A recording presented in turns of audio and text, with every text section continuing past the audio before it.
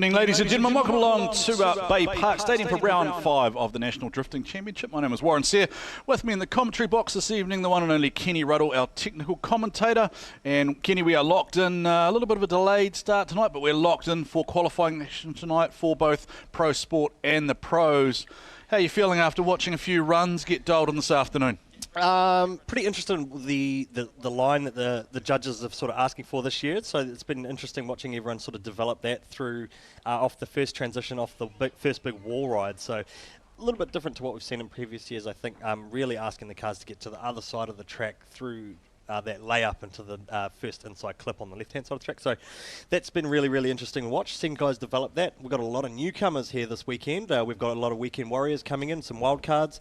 We've got some local boys coming in, the likes of Cole Armstrong back in the mix, sort of D-Lo there, but in the S13 yet again. And I think it's going to be pretty cool and exciting to watch a rather big field in both classes, really, looking to try and throw down here at Baypark.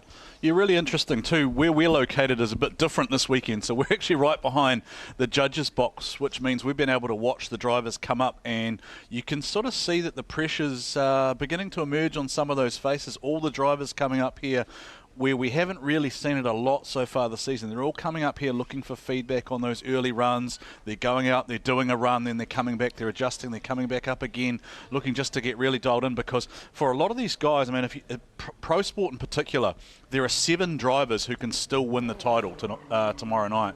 So you look at Curtis Lilly, you look at Blake Miles, you look at Dean Young, you look at Guy Maxwell, Corbin Wilson, Daniel Edwards, Jason Wu, all very much still in with a shot at winning the Pro Sport title and becoming the 14th champion of our Pro Sport series to be crowned here in New Zealand. And this is going to be our first qualifying pass for the evening, and it is going to be Dylan Restrick.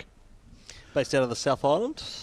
Big South Island contingent here this weekend, Kenny. They've come up and show some force at the Baypark Grand Final, and great to have more South Island-based drivers coming. Of course, Dylan Restrick done plenty of laps in the Drift South series down there.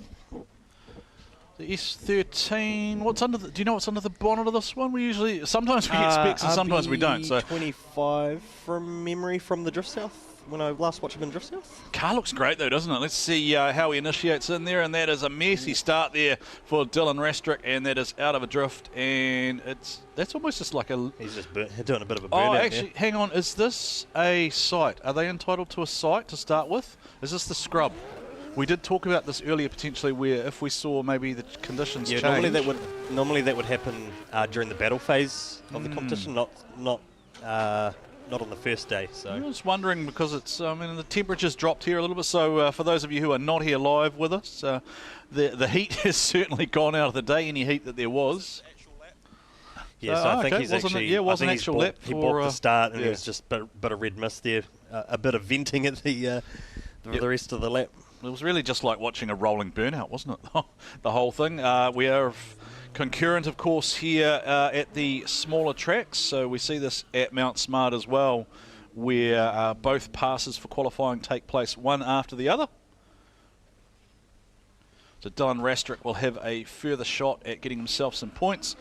Kenny, one of the important things to note is that line that you see down the middle of the track there, and there is a significant deduction for crossing that line from our judges' point of view on the lead run in the battle portion tomorrow. I believe that was either going to be 30 or 50 points. Is that correct? I'm not sure where that landed at the end. There was a lot of discussion around it. Huge penalty for that initiation line straight off the front straight. So Dylan Restrick trying to get some more points on the board here. Back-to-back qualifying passes. If you just joined us on Oversteer TV, a little bit delayed start to our qualifying night here at Baypark, and we will try and update you with what the judges are looking for with the qualifying line and that, but we just had to fire straight into the session as we are a little bit behind.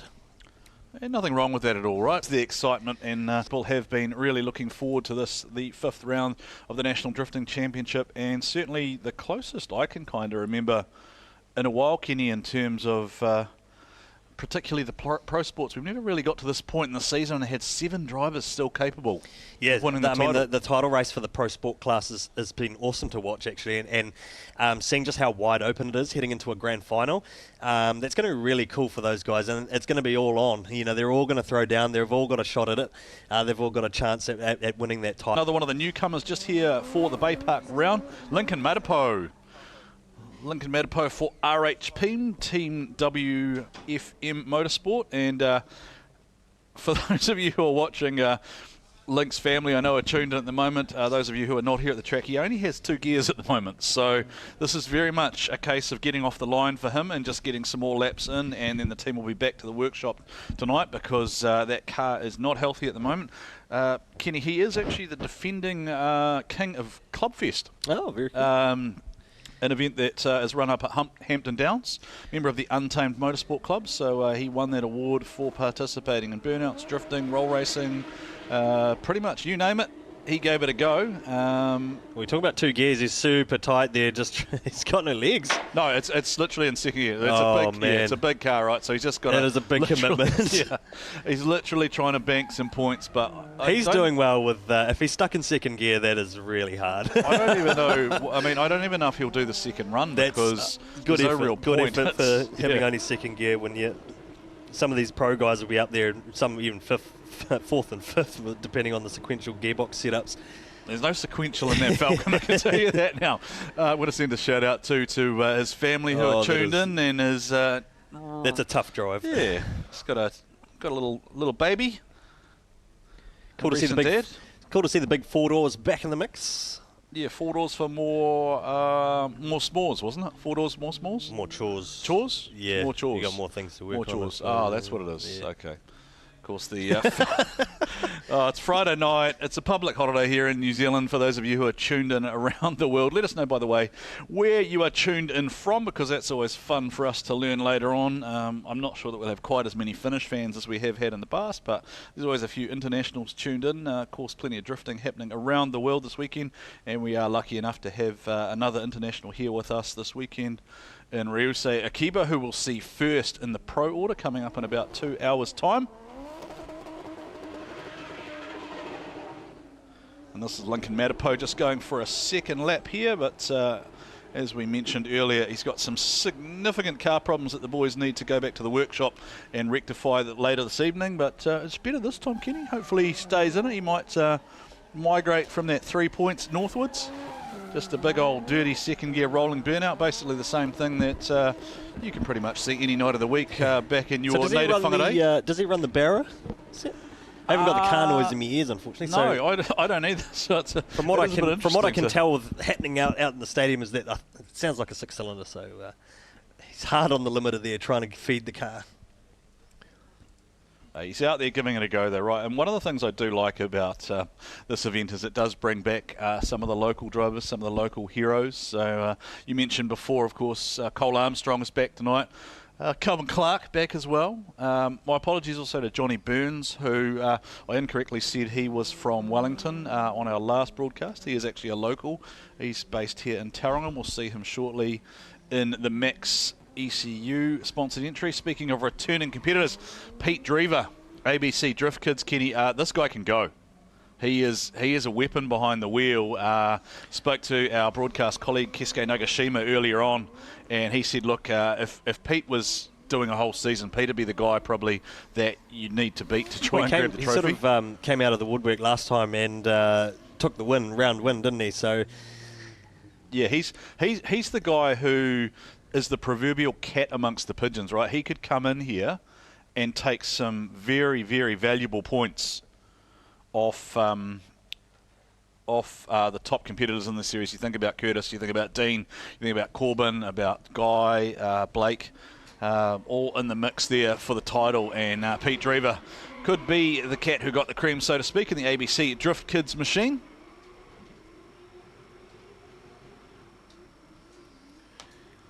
That's much more solid straight away from Pete Drever. You saw, Lincoln really did what he could earlier, but Pete Drever showing perhaps more what it should look like, although I still don't feel like that speed is up there where it should be, Kenny. It looks to me like it's a bit laboured.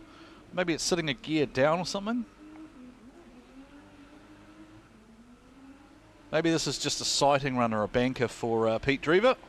Yeah, sometimes there's a bit of strategy involved with the back-to-back runs on the shorter tracks. You sometimes just dial in a lap.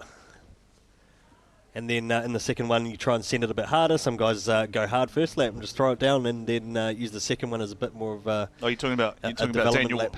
Daniel Woolhouse? Just come out and throw it down.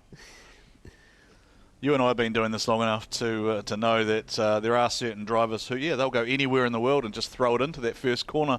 And don't worry too much about what happens. Just hold on and see, hold on and hope. Sometimes you just got to fire it in there. Some guys just fire it in there just to... There's only one way to test the grip level, right? That's to really throw it in there at the pace you want to send the car and get a read on the track. And sometimes you just take a midline approach when you do that. You just sort of go in there and just fully send it. You're not so worried about where the scoring zones are. You just want to get a good feel of the car, and then you come in and really dial it in. So we are getting some reports that there may be intermittent audio issues with car noise from the track. I can tell you that Kenny and I have very limited car noise happening in the background as well. Same run again from Pete. It is just choked up, isn't it? It just maybe doesn't quite have the lot right of handbrake, setup in it. A lot of handbrake there to set the car up, filling that outside zone quite nicely, but certainly maybe taking a different approach to... I think the drivers have been asked to extend out further too, haven't they, out to those cones before they roll back up onto that big Repco wall ride. So back along Mimico they come onto the front It almost looks straight. like the car's just a little bit tight, doesn't quite have... Needs a few extra, a little bit extra legs there, a little bit more out of the drive line, a diff ratio perhaps. Yeah, so basically the driver, we'll run through the full brief of it tomorrow, right, Kenny? We won't get too much into the technical details tonight because basically I'll do the best I can from what you remember. Yeah, from what you remember of the. But driver's basically, briefing the thing to look out for, it's a big wide line for the two big main outside zones. But where the two single clips are, one is an inside clip, which is before outside zone 3, and then inside clip. Sorry, it's an outside clip 4 before they get onto the wall ride on the return. That's going to be the key thing to look out for this weekend in terms of the line adjustment the judges are. They're asking the cars to actually come across wider on approach.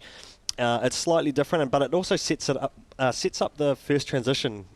We should be able to see some more aggressive switches through there, but a little bit more consistent as well if you can stick to that line for as long as you can. It's a little bit later too. The inside apex is a bit later, so that's going to be a bit of a challenge. And then that initiation line that we talked about off the start line, that's going to be a huge one to watch. Really, more so tomorrow when we get into the battles, because it could be upwards of 50 points. To drop a wheel over the line if you're in the lead. Yeah, so there was 50 points for crossing the line. There was pretty prescriptive 10 points for a wheel off, and it is a 0 for 3 wheels off. So that's 3 singles or 3 wheels off.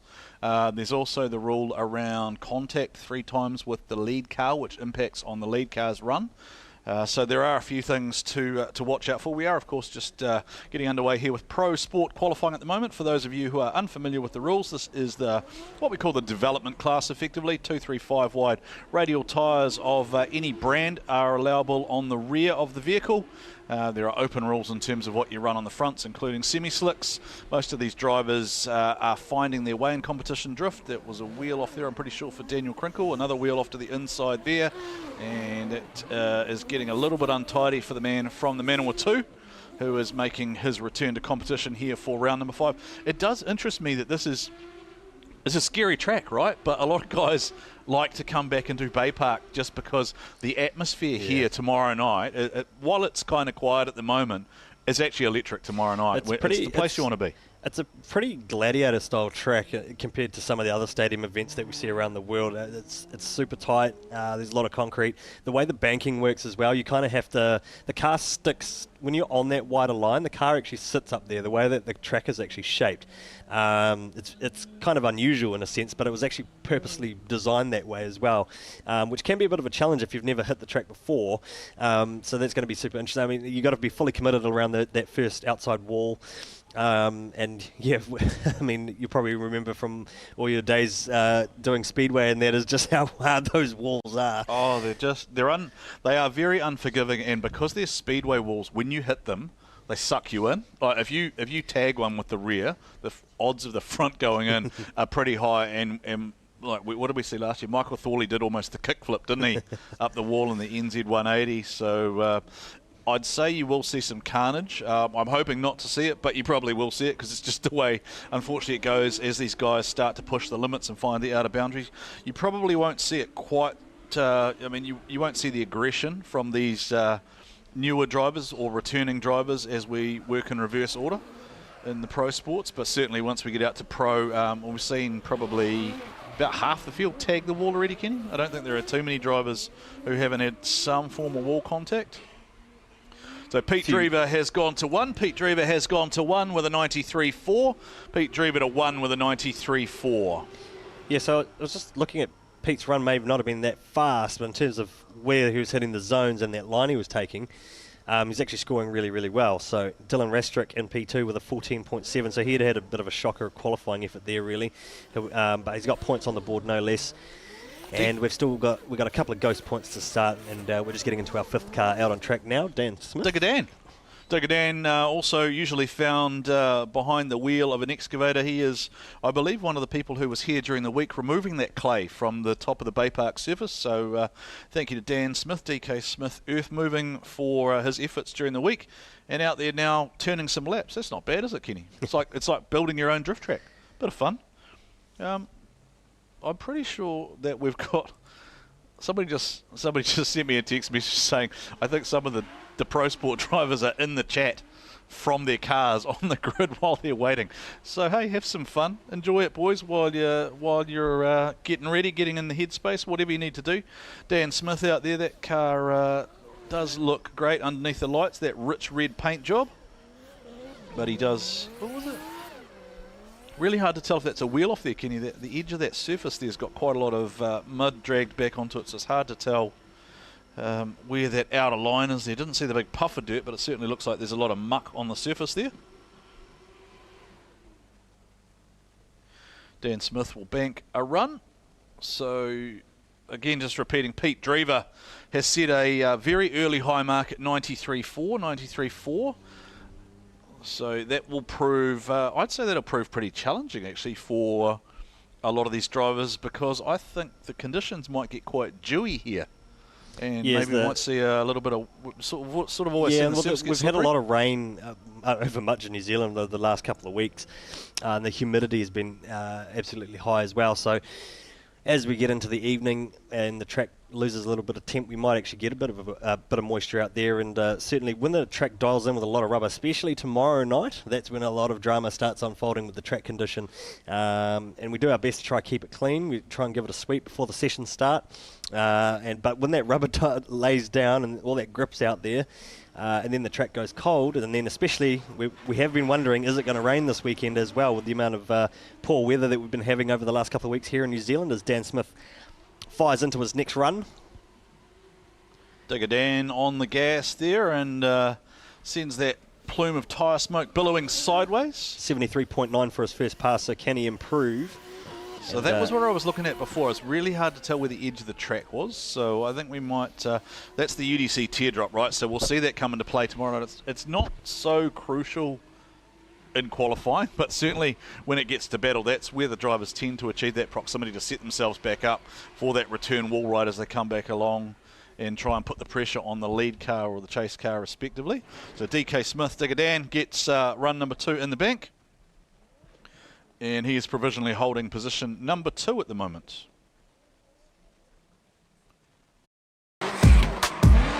The 2025 season of the D1NZ Drifting Championship has been a massive show with big crowds in attendance, international stars and crazy battles.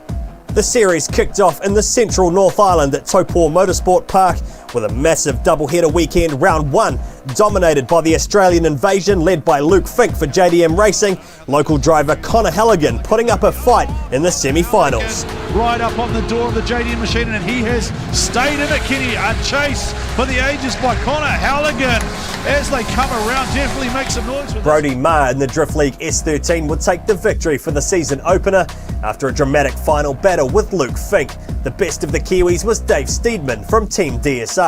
His teammate Adam Davies would take the victory at round 2 in the Mimico Hydralink 180SX. Luke Fink in second with mechanical failure, and it was a first ever tie for third with Connor Heligan and Dave Steedman.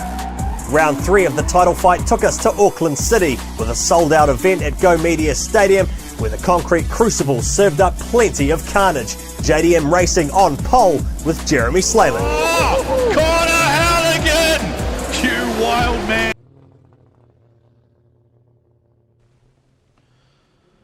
So, Kenny, Pro Sport qualifying kicked off already. Pete Drever comes out, throws 93.4. That's going to give a bit of a shock to the system for some of those top-ranked Pro Sports at the moment. They're looking at a cat amongst the pigeons, the returning man behind the wheel of the ABC Drift Kids machine. And did you get a copy of the book for your kids? 1, 2, 3, 4. We have one of the other ones. Yeah, but not the new one. So that was ABC, and now we're up to ABCD Drift Kids, right? Yeah, second edition. So if you want to pick up a copy of ABC Drift Kids, courtesy of its author, then go and see the Drever team down in the pit area. Probably not tonight, but probably tomorrow. Did you ever wander around down there before, Kenny? There's plenty of merch down there, isn't there? You get amongst it, get in last chance for the season, I suppose. I grabbed a T-shirt from the Thrill Supply Co., courtesy of the greatest head of hair in New Zealand drifting, Brandon Clark and his lovely lady Nat. They were down there, but I did see some Team DSR merch down there. I saw the SMP Champ Vision collab down there. I saw Cam Go Drift. I saw Kesuke's team down there as well. So you can get genuine Japanese apparel as well, along with those little knickknacks that you can't find anywhere else, and something called Pokare Sweat. What is that? Do you know what that is? Some sort of beverage? Yeah, that's like a rejuvenating drink, isn't it? Rejuvenate. I could do with some rejuvenating, Kenny. I could do with a lot of rejuvenating. Yeah, and hydration.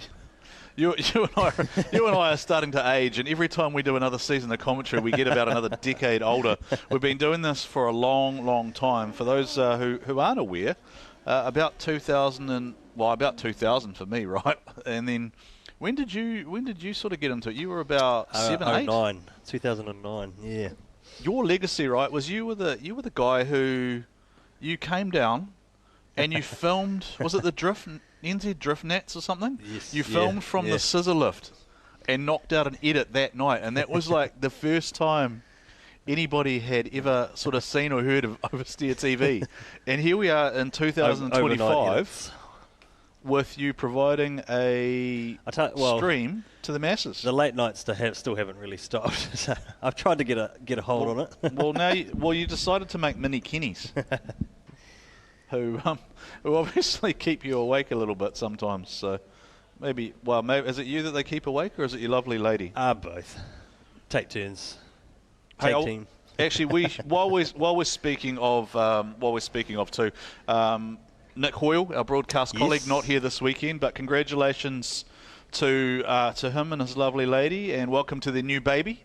Unfortunately, Nick is not here with us this weekend because of that, but more than fair reason for him to be absent this weekend with a new little one in the house. So shout out to Nick and his family as we watch Jay Broughton from Central House Movers behind the wheel of the A31 Sphero. Jay Broughton's from the Manawatu region. We saw him at round number 4, and great to see him doing 2 rounds this season. Having some issues there, checks up the car, gets out of the drift. That will be a significant deduction, if not a 0 for that. Again, we are in the development series at the moment, so it is the 235 wide radial tyres on the back of the cars.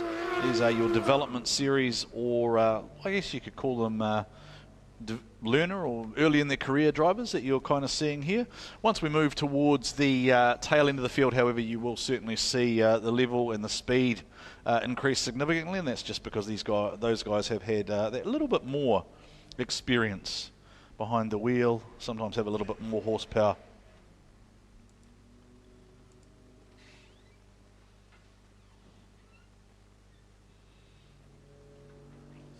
So I do apologise for the technical dramas we're having tonight. Massive technical issues with the everyone tuning in on the stream, but we'll try and update you. We've gone into podcast mode because it's frozen, so everyone here at the track can see what's going on, but it's frozen on the stream, so we're going to have to try and really describe what's happening out there.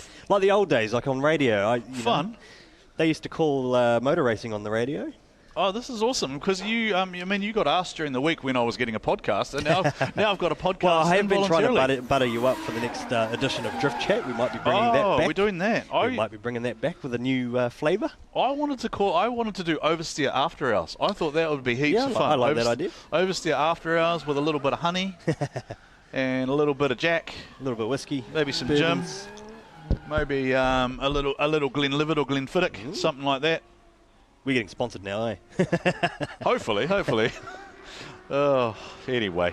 Look, Jay Broughton still on track. Jay Broughton blazing the rear tyres, but then just about tags the wall. He does tag the wall there, breaks the rear bumper, but that'll be fixed with a couple of cable ties and should be good as gold come battles tomorrow. So we have 31 drivers out on the out facing qualifying tonight for Pro Sport. It's going to be a massive day of battles tomorrow.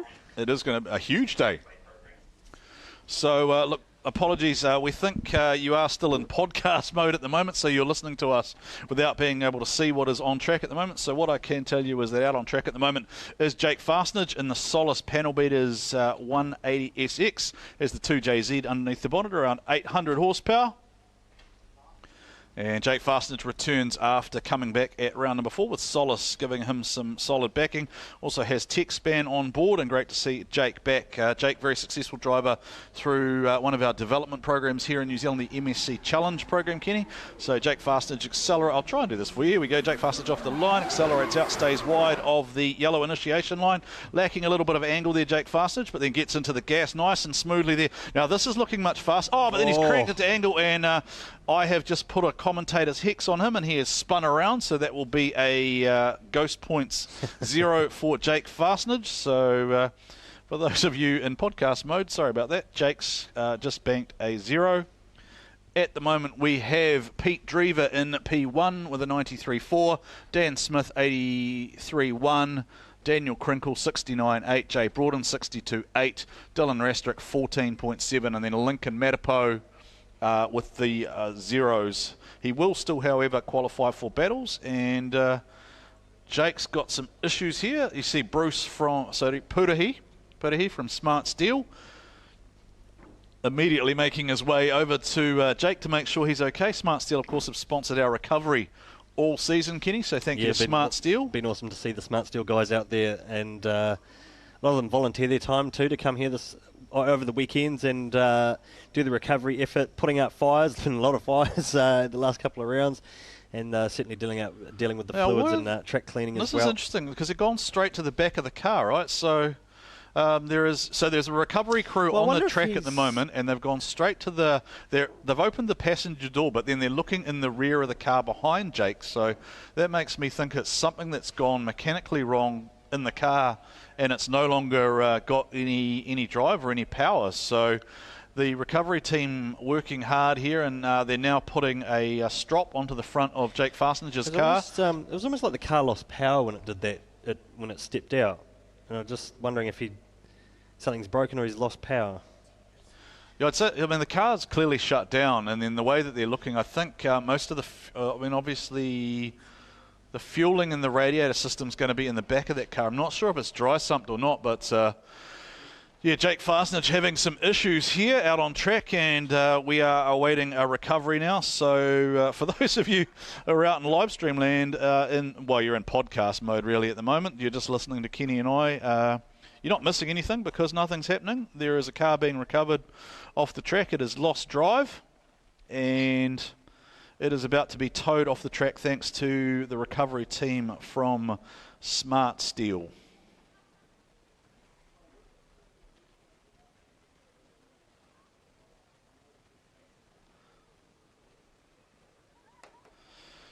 Here's a game for you guys. Since you are in live stream land and you're entertaining yourselves and you can't see anything, Stephen came up with the concrete crucible. What do we call Baypark? What is Baypark called?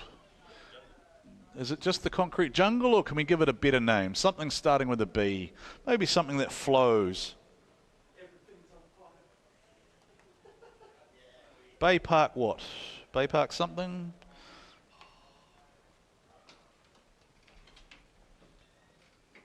Well, Baypark, for most of the time, is a speedway venue. So perhaps some of the speedway crowd have got some nicknames for Mercury Baypark starting to get the recovery effort underway here. Yeah, well, so the Baypark Busters is the Superstock team. The Baypark Bulldogs is the stock car team. And I can see Tony Gallagher looking at me at the moment saying they're not quite as good as the Rotorua Rascals, which, of course, Tony manages and thanks to his own brilliance, managed to go back-to-back, I believe, as stock car teams champions. But yeah, does Baypark have other names? I mean, we call it the concrete jungle, but what does Baypark go by in speedway circles? Let us know if you're in the chat and have some background knowledge there. Does Baypark have other names? Shout out to everyone here at the track too tonight, enjoying a bit of Friday night qualifying before the big show tomorrow. Hope you're enjoying yourselves out there. It looks like Jake's managed to get that started again, so I wonder if they've... Yes, was it a matter of giving it a roll start. Yeah. Roll start with the Utes. So Jake Fastnage has got his car going again. So we were looking at a recovery on track after Jake's car lost all drive after spinning around. It is now running again under its own power, but it does look like it's having some issues and has just come to a halt again.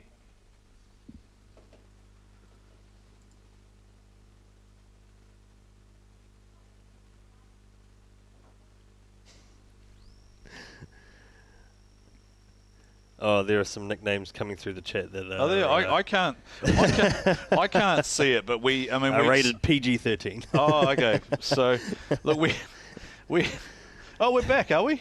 Are we back? Looks like we're back. We're back. We are back online. Let us know if we're back. Are we back? Are we good? Do we have noise? What do we got? Have we got noises? If you're in the grandstand at Baypark, let us know if you can hear us as well. So it looks like Jake Fastnage is lining back up to take his second run now. All right, here we go. So you've got to stay to the left-hand side of the yellow initiation line, run it up along the wall, get on the gas.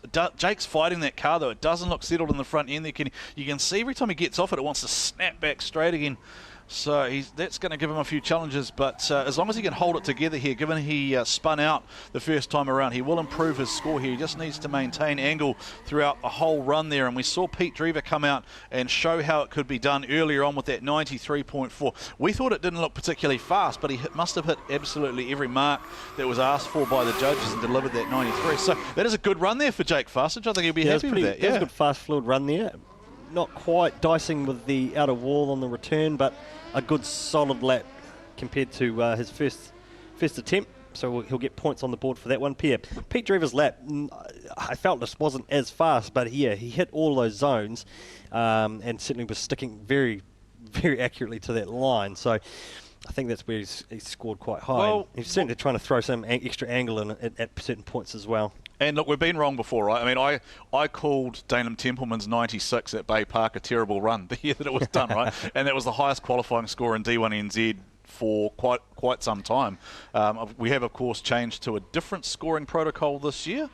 Here we go with Blair Gilman, Blahu from the Landmark Homes Motorsport team, teammate to Isaac Aldridge.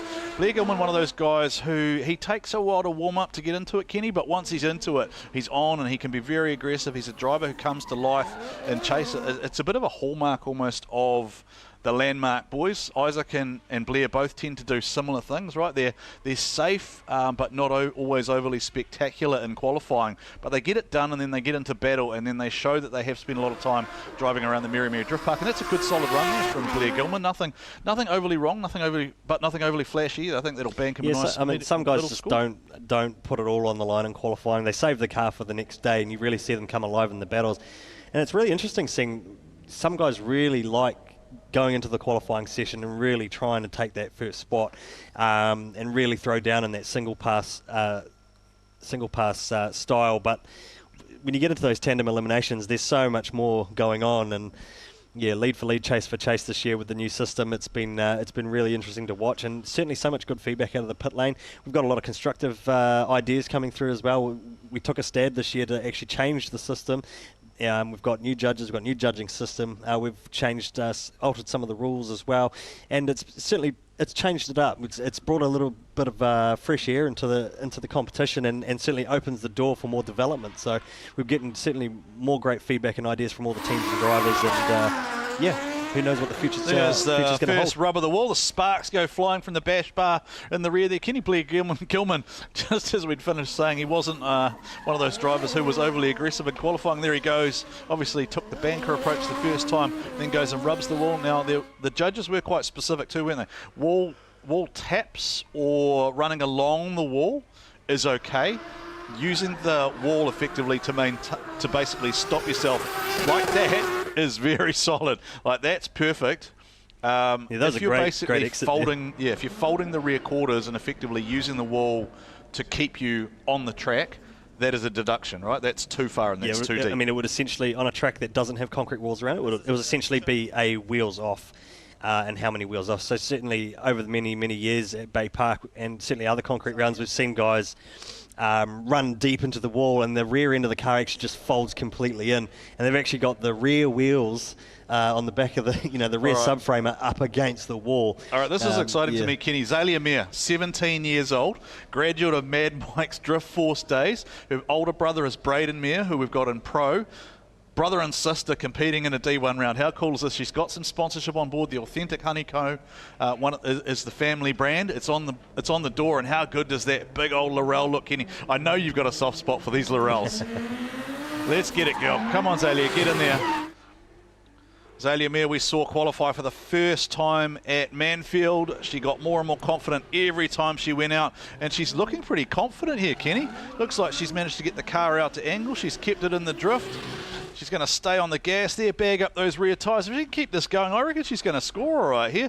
I don't see anything overly messy. Yeah, it's not up right on the wall, but it's a good, solid banker here for Zelia Mair. Just got to run it round the inside of the track. And ladies and gentlemen, here at Baypark, 17 years old. Put your hands together for Zelia Mair. Gets it done. Running plenty of limiter on the return there.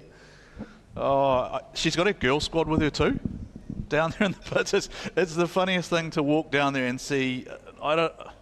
I shouldn't say this, but it's weird to me to see girly girls crewing a drift car, right? It just doesn't make sense in my brain, but the girls are down there and her girl squad is with her. She had teenager superfoods before, chicken nuggets and a Coke, and now she's out here throwing it down. And I'm looking forward to seeing what the score is. Blair Gilman's score comes in 86.8. Blair Gilman's 86.8 goes to 2. And that jumps him over Daniel Smith. But Pete Drever is still the benchmark as we watch Zelia Mair for the Authentic Honeycomb. It's faster this time, Kenny. Yeah, faster and more aggressive. Second time round. Feeling it out and certainly not... Get it, girl, get it. Not pushing too wide straight off the bat, so great job through the teardrop. You just see the speed and the confidence come up this time, right? She's got her banker. Maybe that was intentional. Maybe that was just the first banker let the first time, and now she's just stayed in it. She's stayed out to angle. You can see her just modulating the throttle, using the brake to keep the car settled. Nice run there, Zelia Mair. Well done. 2 back-to-back runs. Gets it done. 17. What were you doing at 17? Were you doing this? No comment. No comment? You were doing that. Actually, I shouldn't say that because you were probably doing that in a Laurel somewhere. But we won't get you into trouble because you're a responsible father these days. I think it was, actually when I was 17, it would have been an L200 Ute. Oh, did you have one of those too? Yeah. All right, let us know in the chat box where you're tuned in from, because we're always interested where our viewers are from and where you're tuned in from around the world. I had a... Commentators, got to cut to you. Welcome back to... So welcome to our point of view of the world. This is home for the weekend. Just waiting for the next car to head out on track. Big shout out to everyone tuning in on the live stream. Focus there a little bit. Big shout out to Ting Tools giving us a bit of backdrop here today. We forgot the D1 sign. We're going to have to put that up for tomorrow. Yeah, we'll get that one tomorrow. Now, this is Darren Murray for Jameson Civil. So that is Darren Murray. We got this confused last time. There are 2 beautiful blue S50 Sylvias in the field, right? And we got a bit confused last time, but that is Darren Murray. Had a great chat with him, with the team from Jameson Civil and Darren Murray's crew before. Certainly some big plans for this car. Looking forward to improving it and continuing their drift journey.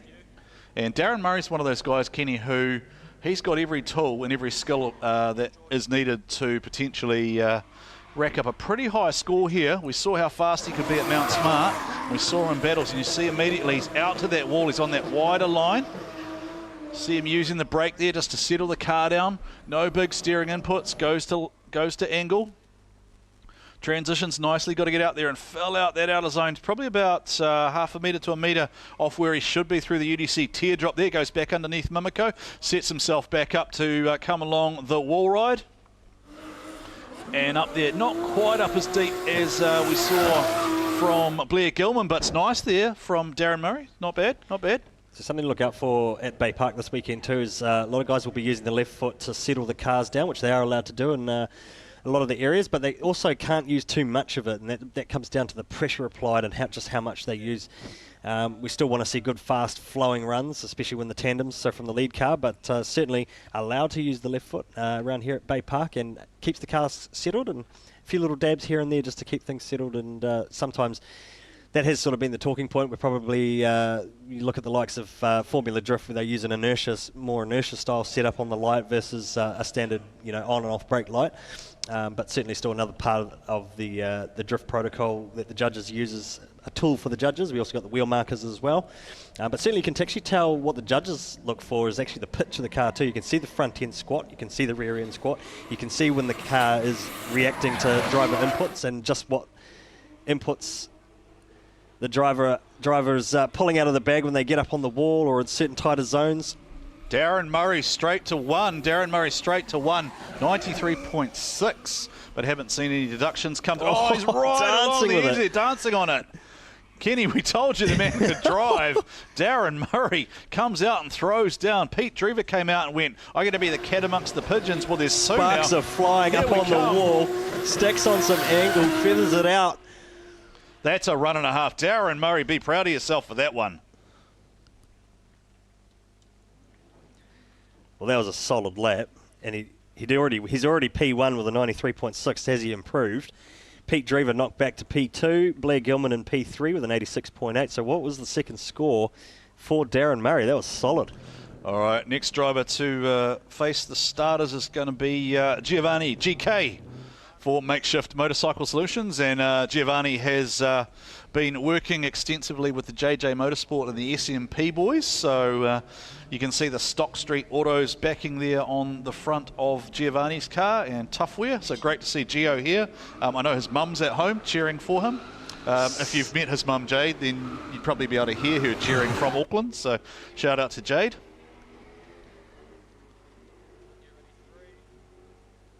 New look for the car this weekend as well. Yeah, silver's quite a nice look there. I don't mind that one. The workshop light on the front's a nice touch. So drivers do have to have a working set of front and rear lights as they begin competition. They should also have working lights for each of their battles, but obviously from time to time those do become impacted by the wall. And it does look, Kenny, like as Giovanni GK closes out there, Darren Murray has gone to one with a 94.2. So Darren Murray is in position one with a 94.2, with a second best run of a 92.4. Then Pete Drever 93.4. So yes, I think Darren may have been marked down a bit, pushing a little bit too wide on the teardrop maybe. Did you guys adjust my headset?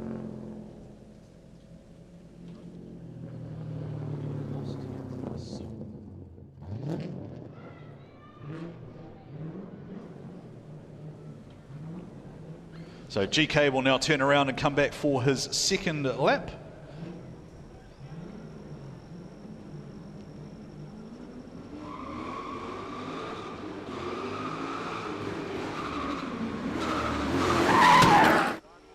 Fighting the car a little bit on an entry there, but manages to get out up onto the wall.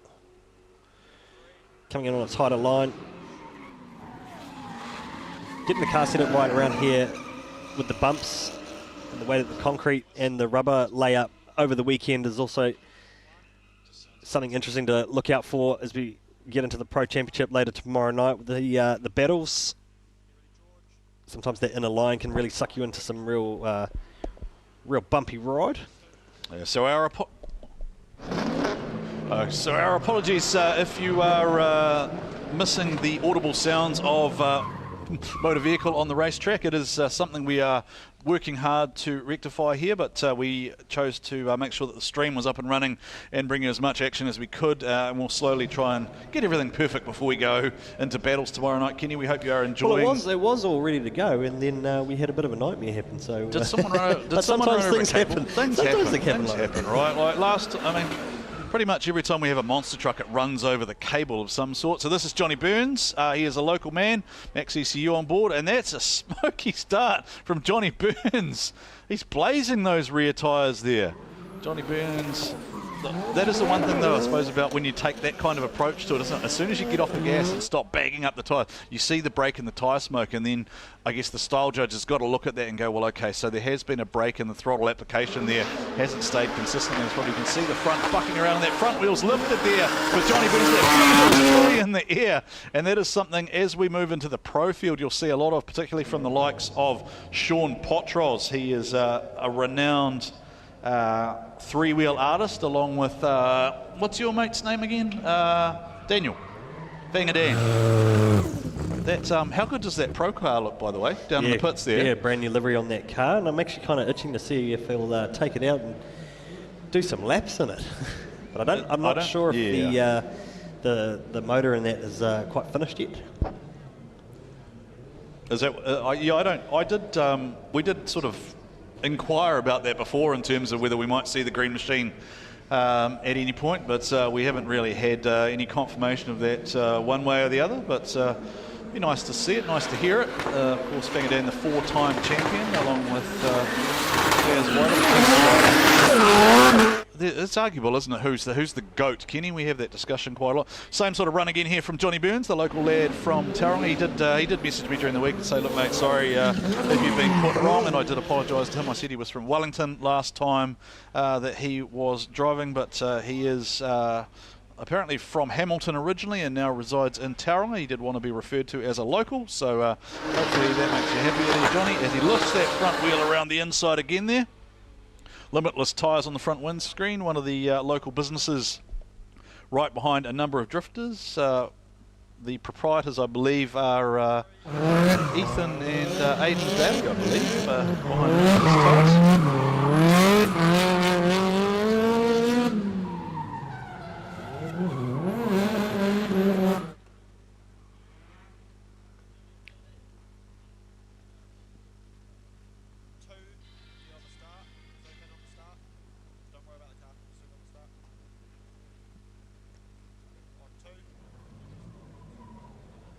Alrighty, Tyler Knowles next to go. Friends Motorsport, SR20 underneath the bonnet, around 380 odd kilowatts, I believe.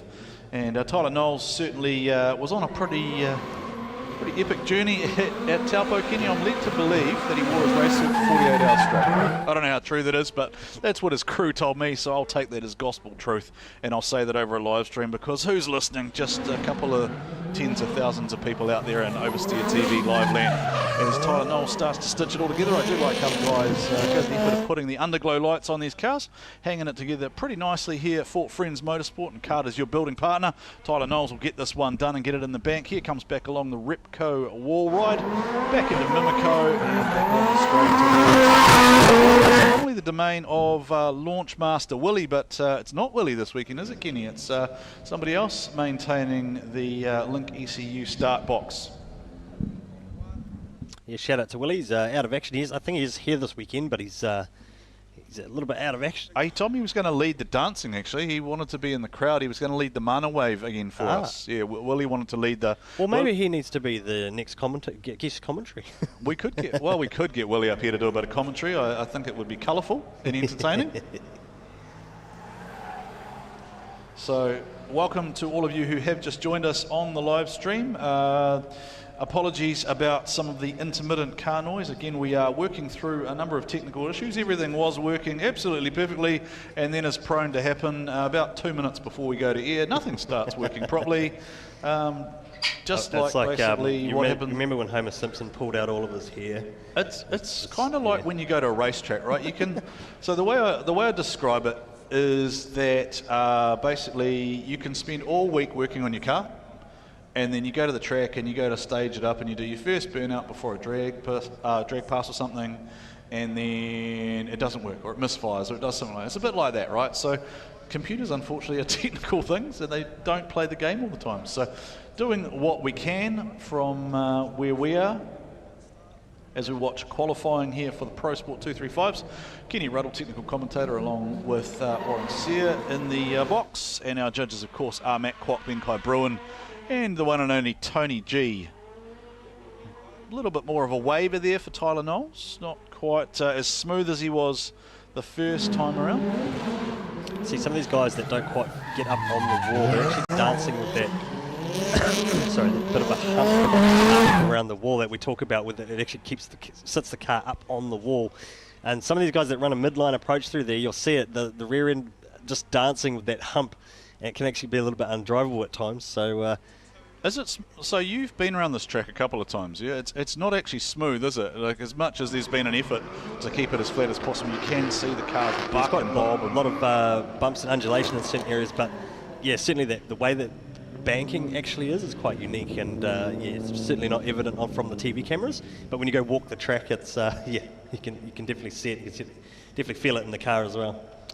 All right, Chris Mildove next for Horizon Tyres. That was, Chris told me that used to be his road car, decided to convert it to drift car. Not an uncommon story for the Pro Sport Series. It's sort of what happens. The drift bug sort of bites, and then the boys and girls decide.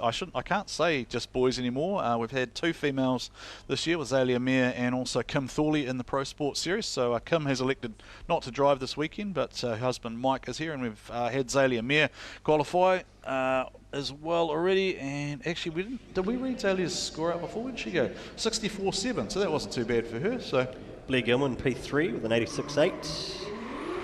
Darren Murray 92, and then Pete Drever still at the top. So there's actually a review there. So I'm going to assume that was a wheel drop somewhere for Darren Murray. So Pete Drever is P193 for Darren Murray is 292 for Blair Gilman in 3, and then Daniel Smith in 4 at the moment, followed by Tyler Knowles, Jake Fastnage, GK, Johnny Burns, Daniel Crinkle, Zelia Mair, Jay Broughton, Dylan Restrick, and Lincoln Matapo. Nice effort here from Chris Mildove, up and way around as we saw from some of the other drivers, but solid showing there from Chris, who he's kind of been fighting that car all season, hasn't he? It just hasn't always looked as happy or settled as it needs to be, but it looks like it's maybe a little bit happier this weekend.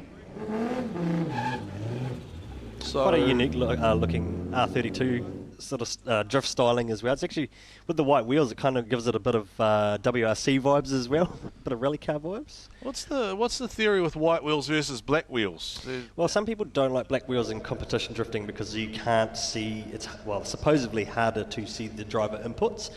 That used to be a talking point for many years, as drivers that run black wheels certainly mask some of their inputs, so it's harder for the judges to see what they're doing with the front end of the steering.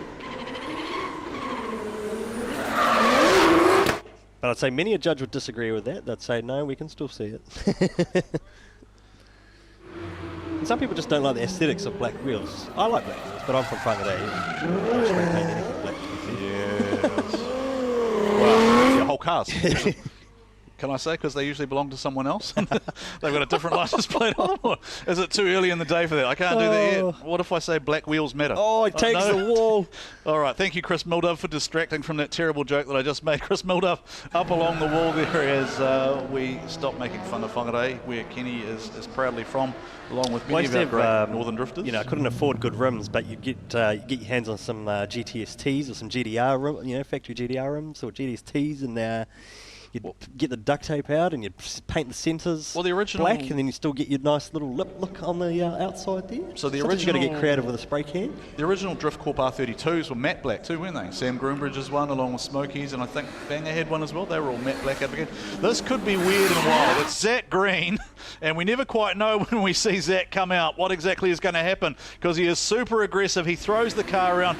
More often than not, it results in some form of automotive excitement. So Zach has put a lot of effort into getting this thing straight, and then he goes out and he absolutely throws it. The swaggin' wagon, as he calls it, And he is out there living his best life, throwing down, smoking the rears up, and he'll be having a great time. He's Cookie Thunder, as we proudly know him. And he gets it done, gets it through. That's pretty clean for Zach. Usually we see some form of wall contact. I'm just so impressed at just how quick they repair this car after the concrete rounds. Especially after Mount Smart, the whole rear end was missing off the car.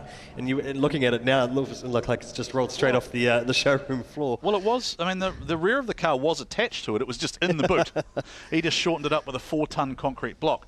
Now, we did have a question around Kevin Ryan. We would have normally seen him in qualifying.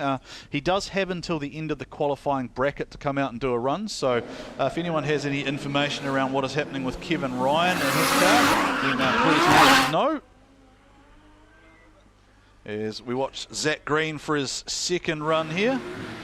This has the potential, Kenny, to get aggressive and to get interesting for Zach, as he'll probably come back here, and I think he wants to throw this big vehicle right up onto the wall there. I'm never sure if he actually knows quite how long it actually is, but I imagine he'll drift up the track here towards the wall.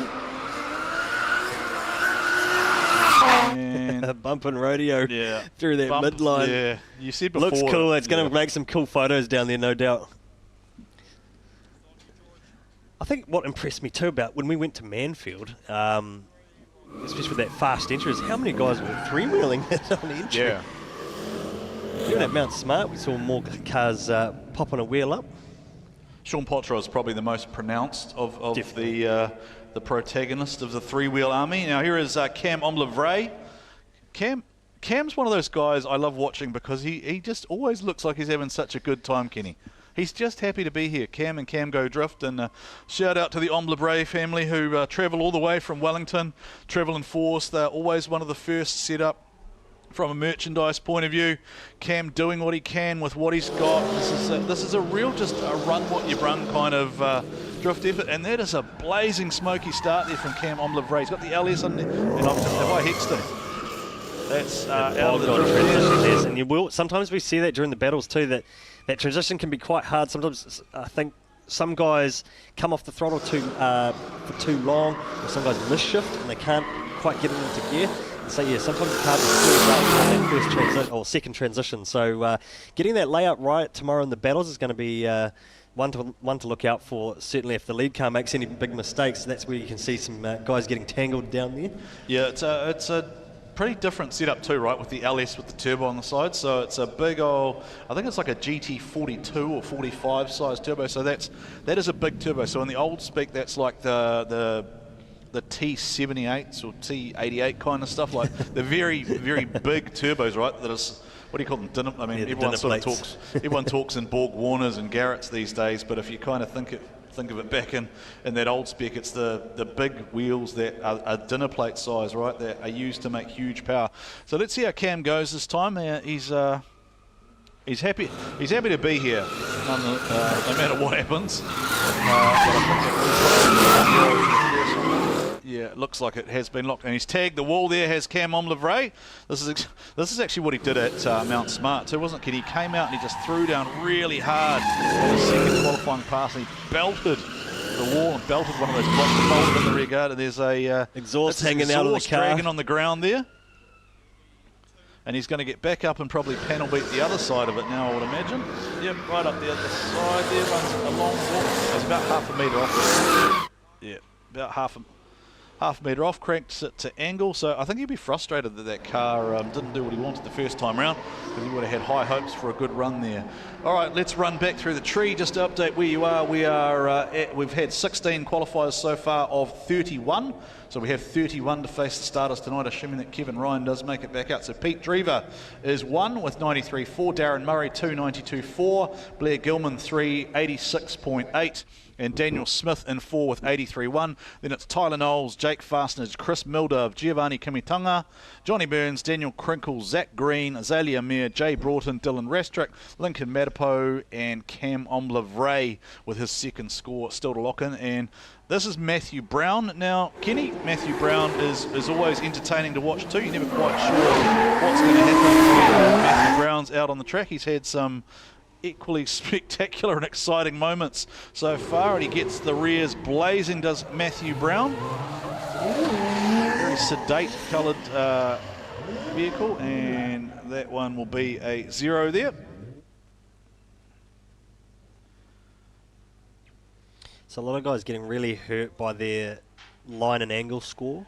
Right, so I wonder if we'll see a lot of discussion. So because as we've seen throughout the season, the line, which becomes evident in qualifying, because you're essentially setting a lead lap in qualifying, right? So certainly our line judge, Matt Kwok, has certainly been very, very crucial on a lot of areas. And so far with some of these guys that we've been seeing, we're about halfway through the qualifying session for Pro Sport at the moment. Some runs have been looking pretty aggressive and fluid, but certainly not hitting out the scoring zones that we're looking for and staying on that line. So they have been pretty brutal actually across the board in terms of just how tight the margins actually are to get that higher end score. Well, the interesting thing for me is the Darren Murray, right? Because we called that as the 95 for, but then obviously there's been a review done and there must have been a wheel put off there somewhere. So there was a deduction of 10 points off for a wheel off there for Darren Murray. So it'd be interesting to have a look at that one later on as we watch Matthew Brown, much more fluid flowing and fast this time for Matthew Brown. Oh, then it's exactly what you talked about before, Kenny. It's so smooth off there, and then just the transition. And it feels like if you just get out of the groove, then you just stay off for so long. Yeah, it's such a big difference. You actually generate quite a bit of speed coming up off the bank, and then you drop down for your first switch. But then you've got to get that in a clip, and then you've got to feather the throttle and switch it back the other way to get the outside zone. And some guys, it's just getting that throttle modulation right and not trying to choke the car up, scrub too much speed off, because you want to carry that momentum to that outer zone through the teardrop. All right, here's one of the guys to watch. This guy is a real dark horse within the field. It is Jordan Richards, who we didn't see at round 1 and 2, and then he came to Mount Smart and he made an impact. And we saw him at our last round at Manfield, and he finished in 2nd place, and he is just a driver with immense talent. He's been away from the sport for 5 years. And he's come back in, and he's got this beautiful Senate Nursing sponsored S15. Senate Nursing is the family business. They're involved in aged care, so shout out to them. Getting right behind the car, and having nursing on the side of the car is incredibly weird in my mind. But then, Kenny, you and I are aging these days, so maybe they'll be looking after us one day. Drifting has certainly pulled out a whole lot of different sponsors that you probably wouldn't have normally seen in other motorsports, and I think something cool that I like about the different sponsorship packages come through, because there's so much different ways that you can market it as Jordan Richards gets underway. Yeah, he went straight to a left foot kind of break though, didn't he? It just didn't haze like some of the others have. So if you think about Darren Murray and Pete Drever's runs, like that's kind of like what I would have expected through the initial wall ride from Jordan Richards. So I think this is a safe banker for him. I don't think this is the full throw everything at it. That's probably further up there, up the wall, than we've seen from anyone else. So if he puts this together, if he can do this, he's dragging the bash bar along the first part of the wall there, Jordan Richards. That's what he needs to put together the whole way around. So if he does that on the entry, then I think we're probably looking at someone who threatens for a potential number one qualifier. He had a stellar drive at Manfield. It was great to watch, and certainly him and Blake Miles, who pulled out the snake eyes at round 4, which is qualifying first and finishing first. It's actually really hard to do in drifting, is to qualify P1 on day 1 and then come and battle, get through a top 32 battle and get P1 as well. So it was great to see these guys fighting it out at Manfield on that fast layout. And now we're back into the concrete jungle. It's back on the standing start as well. Which again, going to be more crucial once we get into the tandems. Now, interesting that we've got the cars, we've got a whole bunch of cars sitting out in the infield there. We're looking forward to... Yeah, why are those cars there, Kenny? So we've got the Monster Truck halftime entertainment coming up tomorrow. We've got 3 shows tomorrow. Including the backflip, right? There's an idiot trying to backflip a Monster Truck. All right, here we go, Jordan Richards. Up on the wall now. I think he's struggling with modulating his speed to go through there. Maybe, I wonder if Pete Drever did it a smarter way where he perhaps maybe 5k an hour out of it, but it just looked a lot more controlled, and then he just sort of sat on it and bagged the rears. So like that's sort of you saw the unweighted, unloaded wheel lock up a little bit there, but certainly a great drive there from Jordan Richards. So currently sitting P3 with a 91.7. We said he was good. So 91.7 for the first run. So 91.7 for Jordan Richards is very solid. So Pete Drever, Darren Murray, Jordan Richards, now your top three with Blair Gilman in fourth. So I think maybe, any of the points that might be missing maybe are just in that first initiation there, Kenny. But look, we're not judges, right? That's the certainly the initiation's quite hard, especially for a Pro Sport car that to get the grip out of the car, because you have to remember there's such a variation in tyre choice across the Pro Sport field, because the tyre choice is much more wide open and what is available on the market here in New Zealand. So getting the car set, there's a lot more reliance on some of the more top teams relying more on that mechanical grip as opposed to, what compound they've got out of the tyre. Sometimes the budget comes into play with the full program. Now what's happened here? It's very slow off the line for Isaac Aldridge. Car's got no power. And he's left the line and then he's tried to initiate. So what is happening here for Aldridge? So he'll get a 1 effectively for that because he's come off the line. I'd say he's going to have to call. I mean, it's not a timeout, is it? You're entitled to go and make mechanical repairs. Do you forfeit your second run if you've come off the line, or what actually happens? Well, once you leave the line under your own power, that's your lap done. So he's got one more lap in the bag. So maybe he's using it as a sight lap. Perhaps something not quite mechanically right with the car. Taking the opportunity to take the long way back, and maybe he's going to pull into the pits and fix something. He's got the hand out the window. He's waving at something. Waving to the crowd, perhaps? Is he just waving at the crowd? Or, I don't know. Sunday drive. Yeah. It's a Friday night manie at Baypark. Well, look, I'm sure there'll be people doing laps later on. Do you reckon the boy racer lap is still a thing here in the Mount? Probably is. Seems like the kind of thing Clayton Daly would get up to. Just too old for Clayton Daly and Sam West would probably be out there just doing laps.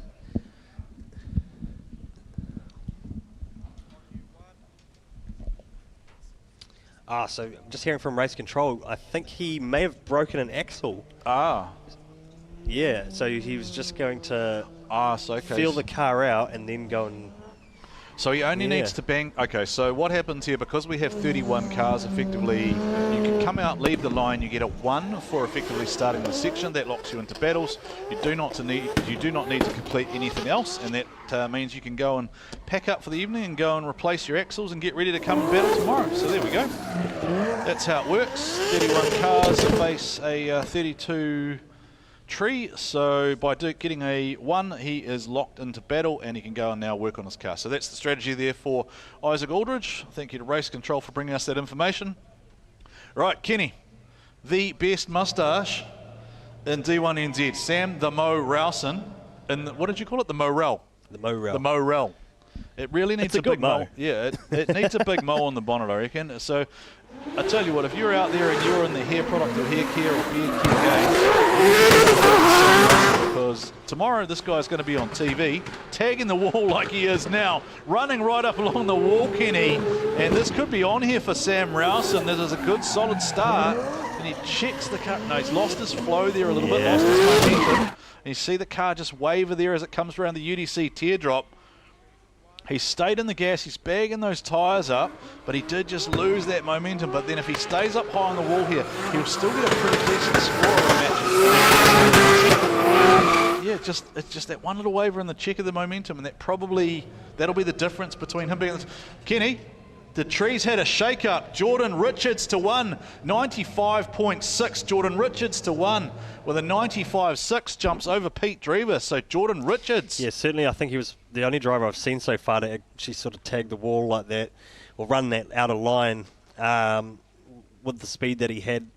So, Jordan Richards to the top. Pete Drever, Darren Murray is your top 3. Blair Gilman in P4. Sam the Mo Rowson in P5. Yeah. Straight off the bat, so 85.9. What's he got in store with the big 4-door? Well, if he can correct that check up in the momentum and then just keep the car on angle through the UDC teardrop, I think he's on for a 90 plus. It's all down to that second transition, getting the flow right. Don't slow the car up too much. Try and let it flow out to that outside.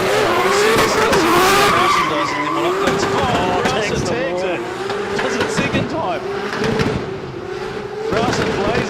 doesn't care. Out there with the big Lorel, throwing it round. So that's actually smoother with the way that car changed, the way that car changed with it. And runs all the way around that outside line here. Sam Rowson throwing down. Let's hear some noise from him as he comes back around down the main straight here, ladies and gentlemen, up along the Repco wall line. Sam the Mo Rowson throwing down on the big Mo Rowson. Rowson blazing. What a lap there from Sam Rowson. 85.9 on the board, but has he just gone into the top 3? Now, what I was going to say... Because that was a pretty solid lap there. Yeah, what I was going to say is we missed Cam Omblivray jumping up to 6. So Cam Omblivray to 6 with an 83.7. So he's jumped over Daniel Smith and Tyler Knowles. So we're now looking at Jordan Richards, Pete Drever, Darren Murray, Sam Rowson, P3 with a 93.1. So I wonder if that's just that, it's that extra half a metre off the wall maybe coming back around the return wall, right? Yeah, might be a little bit in the angle score as well in some areas. You also have to be careful, like while we are allowed to use the left foot around here, it's just how much you use. Right, so, yeah. But still, a good high score there from that. Aiden Motorsport. One of the local drivers in action this weekend. Yep, three-wheeling is Aiden Daly. Aiden, of course, coming off his first Pro Sport podium down at Manfield. Came home in 3rd place, and he hasn't stopped smiling since. It's kind of a Daly thing, really, isn't it? Always smiling, that team, always happy, always pumping up the vibes down there in pits. There's not 1, there's not 2, there's not 3. I think there's 6 of them this weekend. So great to see so many RHP cars here this weekend. Being one of the boys behind Limitless Tyres. Yeah, one of the local tyre shops.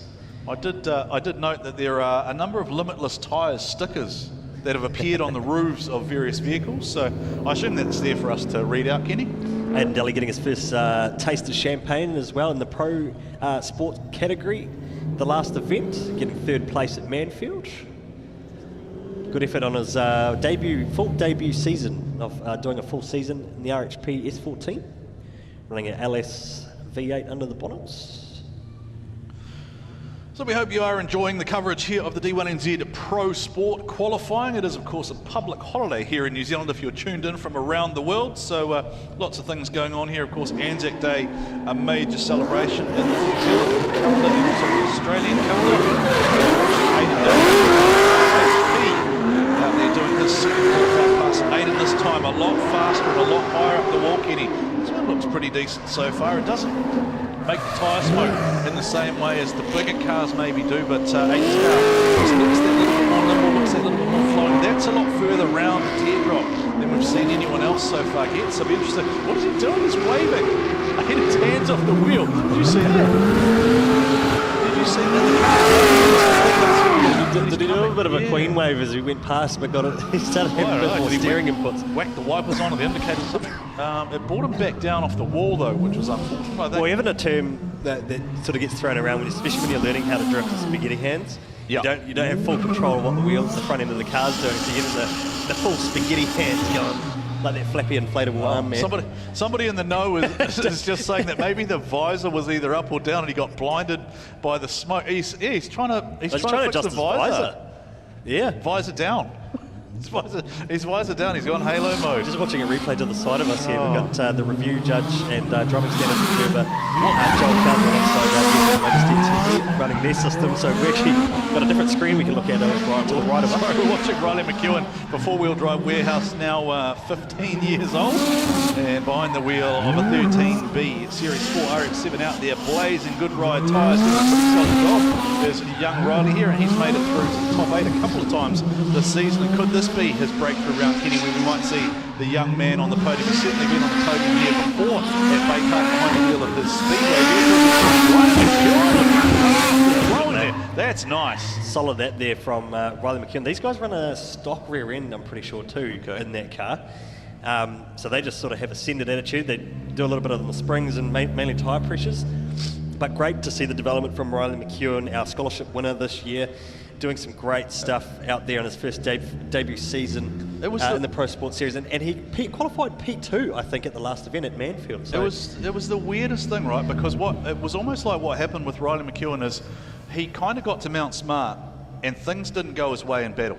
and he kind of had this weird, awkward interaction with Stephen McIver where he did an interview that just, I think he swore, and something happened. He dropped the F-bomb on TV, and it was kind of like the penny dropped at that point, and then he came back and he was a completely different driver afterwards. It was that moment, the moment in time that you see someone for these young drivers, and here's what he's doing for the second time here. I believe, he's tagged the wall there. That's all right, Ross will fix that later on. Don't worry about that, that's just cosmetic damage there. Drag a bumper along the wall. Those bumpers can't be expensive, are they, for Series 4 RX-7s? What about taillights? Out wide, onto the play, and that just loops him out. That's just once you fall off that grippy line and out into the grass and the mud, it's all over. So that'll be a 0 there. So right, let's update you here. So Brody Mchuan 86.3 first class. Brody Mchuan 86.3. We mentioned Cam Omlivray 83.7. Aiden Daly 82.8. Aiden Daly 82.8.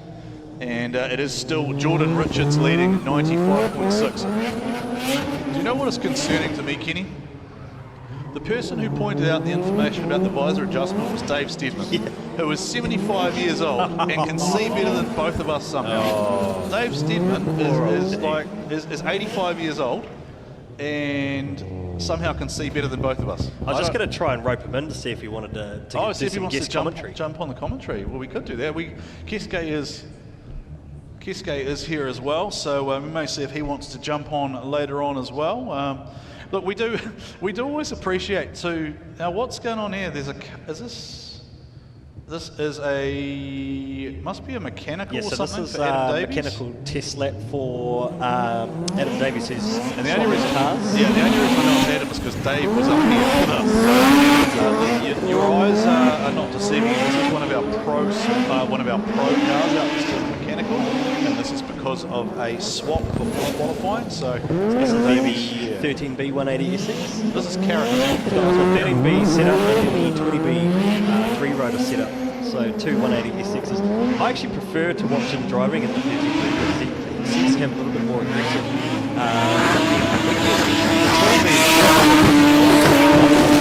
Right? This car, he doesn't care, right? This car's been destroyed by him, by Dave, by Luke Fink, by Taylor James. So that car's been driven by a number of very talented drivers over the years, and it still keeps going.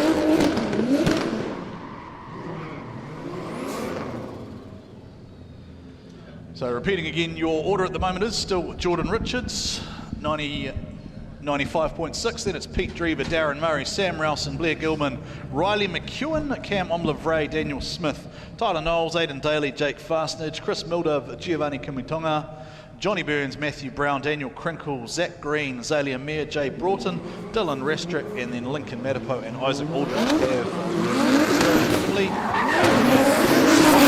Alex Griffin out also. Yeah, so mechanical. Just before the qualifying session started, Alex had a moment with the wall. They had to recover that car, so they've actually fixed this. Great to see this car fixed back up. It looks quite good actually. So done a great job to fix the car back up, and he's back out there getting his test lap in. I do need to shout out Stocky's drift team as well for one of the best bacon and egg pies that I've actually had. I was lucky enough to get a piece of that. Or do you like the whisk egg?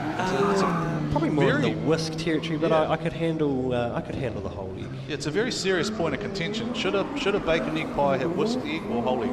As we see Kevin Ryan come back out. So a few people were asking where Kevin Ryan was. Kevin Ryan has made it back out, and he has got that bold signage on the front there.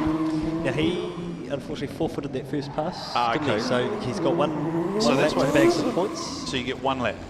So So if you miss your first one, you get one go. Who did this last round? It was Kurt Blackie, wasn't Yes, it? Had the one and done last round.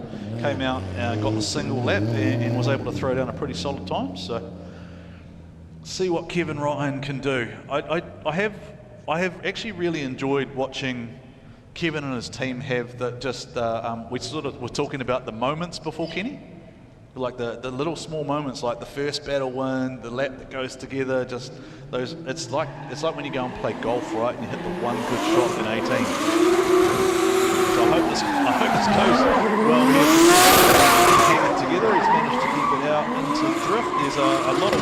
going on there, and he's trying to actively manage the car around that wall right there. He's a bit slow on entry. He's only his first season, right? So he's only his first season coming out of the speedway back then. So I'd imagine he's normally used to running around this track probably with 20 or 30 others where he gets bad with people. Whereas in this sport, it's just, I wonder if he just doesn't quite have, the easiest way I can put it is he probably just doesn't have the laps under his belt yet to know exactly where the rear of the car is in proximity to the wall on the entry. It's probably a little bit easier to manage as you come back around because you can kind of see it and feel it because you're right up there and you can sight it from where you're sitting in the car. Big shout out to everyone here at the track, enjoying a bit of Friday night qualifying before the main show tomorrow. We also got the Pro Sport tandem eliminations kicking off from around 11:30. Yeah, what's the gates open 11? And I think our gates open at 11 tomorrow.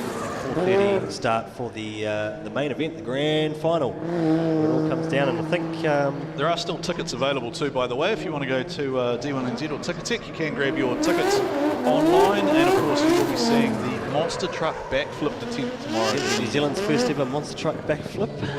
Hopefully they can get it done. Dylan Cornfoot is the driver, so we've suggested other drivers. They had to do some safety changes to the truck. Okay. They had to add a few extra bits and pieces into the truck before the event. 11:30. 11:30 is the time the gates open tomorrow to the public, so you can make your way in and get your favourite viewing position from that time onwards.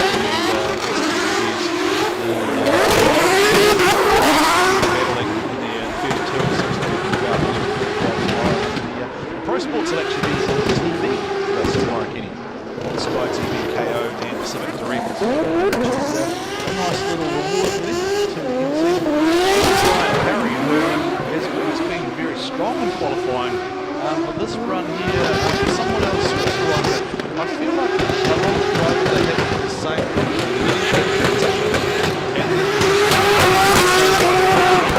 carrying the momentum they need to. You kind of need to carry as much pace as you can off the wall through that transition to keep that momentum flowing through there. But it can be hard because the track almost appears to tighten, because you've got a two-stab transition, you're going one way and then the other way. It's almost like the track tightens up on it and you start freaking out going, oh man, I'm going to drop a wheel here. But yeah, sometimes it can be a little bit scary because you don't want to drop a wheel and do yourself out of the judge's favour. Yeah, and the judges are the only three whose opinions matter, by the way. Whatever Kenny and I say, whatever you guys say in live stream land, doesn't really matter. The three wise men, so to speak, along with our DSO, are the only opinions that matter here this weekend. And you either go with what they say and you drive to what they prescribe, or you end up on the trailer at some point in time. And unfortunately, there is only ever one winner. And there's supposed to be 30 other unhappy pros. Ryan Perry this time.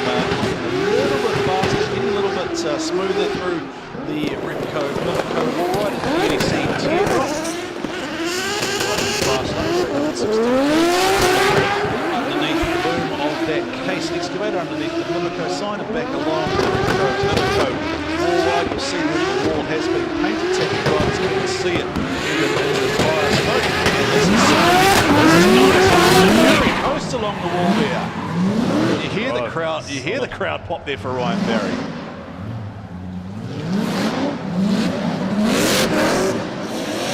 Perry has been one of those real sort of battle stars as well. He comes alive in the battles and certainly put on some really entertaining battles this season.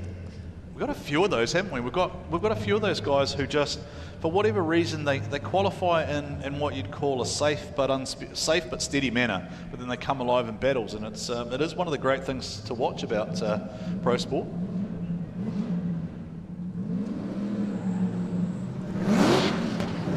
Ryan Perry to P4 with a 91. Jason, the road fighter is now just the blue fighter. Jason Blue with the E92 BMW LS3 supercharged underneath the bonnet by D-Spec Racing Cars out of Auckland. If you would like one of these vehicles, you can purchase one here. How much one of these things costs? Deposit for a house in Auckland is the way to put it. That is how much one of these cars cost. And you see the signage on the side. bad there for Jason Wu. Jason Wu, really experienced driver now, particularly in these closer, tighter concrete confine tracks, as Stephen calls them, the concrete. What do they call them? Concrete concubine, is that Crucible. I don't know. I might have just made that one up. Have you had a whiskey? Not yet. I should. I think I should have a. It is Friday night. It is Friday night. It is I think he called it the 5. Concrete Crucible, which yeah. kind of actually fits the Mount Smart sort of layout. But I think Jungle is the Concrete Baypark sort of taken the Concrete It's the OG Jungle. name. It is the OG name for it, right? Moniker. It's claimed so many people over the years too. Like Definitely. Can you actually can you think of a DK? Well, it is a bit of a jungle track too, the way that you got to enter and the bit of a roller coaster ride in parts as well. Have you actually? Can you think of a DK who hasn't belted the wall here?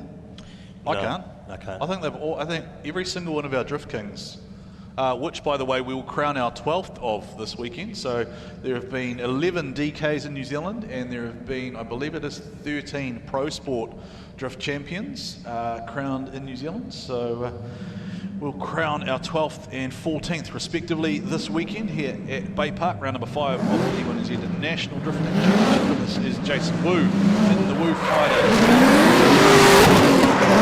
Jason, I believe, is actually supposed to go to Japan this weekend. I was just going to ask that because I thought that there was talk that he might not going to be able to make the grand final because he was going to go to Japan.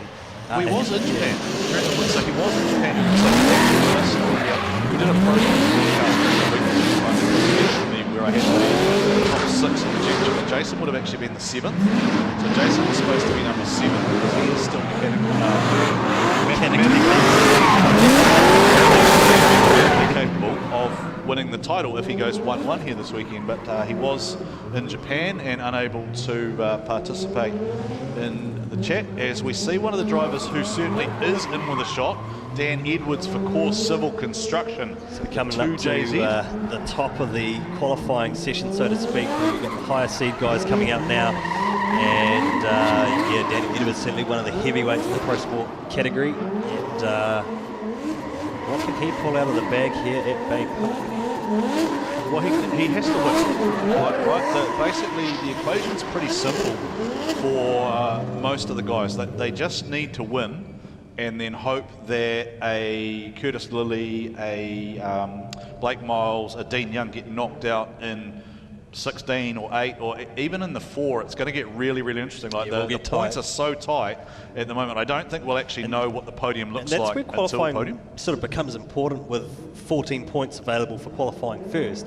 And if you really do go out and do a really good send-it lap, really throw it down, in some regard with a little bit of a buffer up your sleeve, or an extra card up your sleeve that comes into play. Nice control here from Dan Edwards. You see the car bouncing and dancing around here as the front wheel is lifted up into the sky. Here comes around the UDC teardrop, runs it around the outside there as Dan Edwards, probably to do with a little bit more speed, maybe a half a metre wider there out towards that transition point there, Kenny. But if he closes this out up along the wall here and he's nice and tidy, now he has got on the left foot brake there. Now that has slowed that run down. Dragging the big wing, the big wang gang for Dan Edwards there. How will the judges see that? I'm really interested in this because we thought that Pete wasn't that fast before. But then Dan Edwards has kind of done something very similar there, so it's going to be really interesting to see how the judges score that one. It might in fact be a similar score to what we saw from. It was almost like Pete's run earlier. The way the car almost balked up a little bit on the return, and then he sort of let the left foot off a little bit more. Sorry, we actually missed before. Ryan Parry jumped to 4 with a 91. So Ryan Parry jumped to 4 with a 91. So it is still Jordan Richards, Pete Drever, Darren Murray, and now Ryan Parry are the top 4. And now we are into the top 6 in the championship, Kenny. So these are the guys who are all fighting for the season podiums. So the round is important, but the overall season title is on the line here for some of these guys. So these top 6, this is very important for them. As Kenny mentioned earlier, 14 points on the line for qualifying position number 1. It is 12 points for second. It is 10 points for third. Very valuable points Edwards here. Dan Edwards, super important run. Dan Edwards said earlier in the week he needed to stay out of his own head. He needed to get amped up and he needed to make sure that he drove as best as he possibly could. A little bit of a choke up there for Dan Edwards.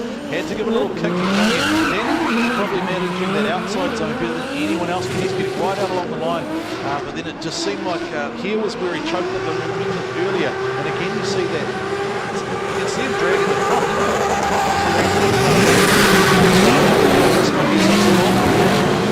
The judges. So he set a 90.4 in his first lap, P6, good enough for P6, and that's where I think he has sort of been marked down as the return, and maybe just using a little bit too much left foot. All right, so Dan Edwards' first score, so this is interesting. So there are some penalties being applied here, but Dan Edwards' first score was a 90.4. Dan Edwards was 90.4, so the second score lock in as we see the drift box. Corbin Wilson for Pro Wear and Heltec along with Kill It Daily. Young lad out of the Gisborne region. He is 16 years old, and of course, as Kenny mentioned earlier, we saw the two youngsters qualify second and third at Manfield, which was pretty cool. Probably the youngest the youngest qualifying result we've ever had. I think, what did I say last time these guys were together? I think that battle, the combined age was younger than both of us. So the combined age together was younger than either of us, Kenny, because we're both old now these days. All right, here we go. Corbin Wilson. Corbin Wilson has been on the wall. Oh no, Wilson, shut it down. I wonder if this is a repeat of the issues he's been having with the rear of the car. Axles. He's had, they've had a lot of problems with breakages in the rear. Does he run the Kenda supplies? He does run the Kenda tyre, yes. Kenda can be quite grippy in some regards. And if that goes straight off, that's broken. That is broken, and that's a one for Corbin Wilson. That's a big story. Now, what that means is that Corbin Wilson will potentially. Now, I'm going to throw this one out there. If they can't fix that car before the end of the qualifying bracket, which he's going to have very little time to do, he is going to end up facing, most likely, one of his season championship opponents in the first bracket in the 32. So depending on how this plays out, like Corbin Wilson now, because of, I don't know if it goes in when they get ones. Now we probably need to clarify this. When they get ones, how do they order? Well, we're running the 32. So normally the first 8, the top 8 is locked in. Yeah. So my question here is, if Corbin Wilson's got a 1, Lincoln Matapo's got a 1, Isaac Aldrin's has got a 1. How do they order those 3? So is he going to end up against the number 2 qualifier, the number 3, number? I think that's because the tree goes from left to right in a staggered fashion. I'm pretty sure. Okay, so we'll wait and see how that locks in terms of the battle. But at the moment, it would be with 31 cars. Jordan Richards would have a bye, and then from there we start battling. So Guy Maxwell. Let's just hope that Guy Maxwell drives just 100% for now, because he is pretty spectacular. He's very fast, but you're never quite sure what's going to happen, Kenny, because things like that happen, right? And that's a 1, so that just bit him and debeated the tyre. So now he's going to have to change it. He's going to have to go back to the pits and rejoin the session. So can you change a tyre? Because that's contact. So it's come off the track, caused it to do that. But how long does he have to do it? Well, he's got till the end of the session. So So that's 4 more cars. So 4 cars total. Not a hell of a lot of time to. Yeah. He's going to have to go back and get that tyre fixed. Well, so this is getting, Kenny, you haven't said it yet, but this is getting spicy, right? Because we're getting to the top 6. You talk about the championship fight. These front runners have certainly thrown up some spicy laps already. Well, and guys got to hope that hasn't damaged anything else, right? Because of the way that pulled it around. That bit quite hard there. So I was quite surprised at how much that bit into that dirt there. So just goes to show. I love villain movies, right? Let's go with Guy and Corbin. Don't make it back out, and then they have to battle their championship protagonists in the top 32 first thing tomorrow morning. Let's see that happen. A big scrap for the title this year. It is, right? So in with a chance still. Jason Wu, Daniel Edwards, Corbin Wilson, Blake Miles, Dean Young, Curtis Lilly, and who am I missing? There's one more.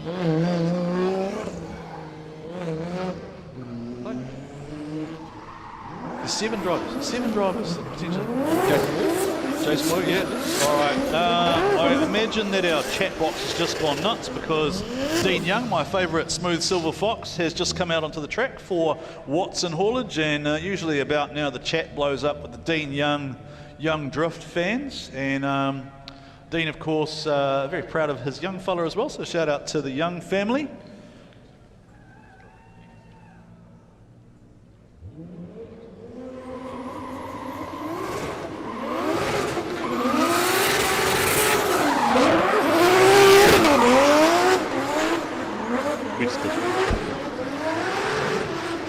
To Dean Young out there, Watson Haulage S13, another one of the championship front runners in the Pro Sports Series. He was knocking out podium after podium.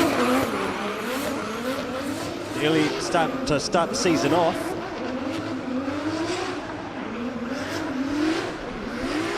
Well, Dean Young, Fast aggressive run. Dean Young. No. he was angry. Angry? He was angry. Dean Young felt like he should have gone to Manfield and cemented himself cleaned up. No, that was what he said to me. He should have cleaned. Certainly capable. Dean Young should have cleaned up, and he should have been. He felt he should have been at the top of the points table coming out of Manfield, looking to crown himself the champion. Instead, now he's got to fight his way through the field, and he's kind of made himself a little bit of work to do. Right, like with due respect to everyone else that's driving here, Dean Young feels like he probably is. I think a lot of them do. They're pro sport champions in waiting. They're ready to go to pro now. You could throw those. If you throw a 265 on that car now, that car would go. That's a top 16, top 8 car right now. Yep. Yep. I don't think you'll find too many people who would disagree with me with the form he's got. And he was grumpy, so I'm curious to see what happens here, because this is going to get real interesting. Because we've got Guy Maxwell with a D-beaded tyre, and they've basically got, I think, 2 cars still to come to make it back out for the end of the session, or they could potentially be at the bottom of the top 32. So Dean Young with an important opportunity here to try and claw some points back. Now, he did not get out as wide as some of the real high-scoring qualifiers have managed to get him, but he has got a lot of wheel speed, a lot of tyre smoke. It's pretty flowing around that Repco wall ride here. The judges Tags the wall on the entry, on the exit. Man, that was actually a really pretty solid lap there overall. Not a lot of the left foot being applied compared to some of the earlier runs that we've seen. Yeah, just how. Where did how his well score, will he pop up in the top 5 here? He's got a 91.6 for P4 on his first lap. What is his second run score? Because that actually had a bit of aggression, a bit of speed in it. Okay, so unless I'm wrong at the moment, if the tree finished as it is at the moment, you would have Dean Young against Guy Maxwell in the 32, first battle probably tomorrow. That's not locked in yet. Dean Young up. 94.1, but that is before deduction. So Dean Young is in P2 now with a 94.1 as here to shed some light on what it's like to be the champion of all things pro sport. Kesuke Nakashima. Hello, my friend. You got to push the button there, mate. See that number 1 there button, that one there? Push that one and start talking to me. Hello, how's everyone going? Mate, I'm good. I'm better now that you're here to shed some light on what's actually going on out there. Talk us through, I want you to talk me through one of these runs as a driver, because you've been here, done this on a well, you were probably on a 205 or even a 195 tyre. I was on a 205 to be honest. I mean, realistically for me last season, we were up to 10 minutes before quali and my car wasn't going. A lot of stress, a lot of anxiety, but hey, we got a couple runs. Talk me through this. Blake Miles, perennial number 1 qualifier, what's happening? He's been qualifying really well. He's obviously entered very well onto the wall, quite smooth. A lot of wheel speed, a lot of control there to keep that smooth arc over the wall. It's been, yeah, see right there, switch back.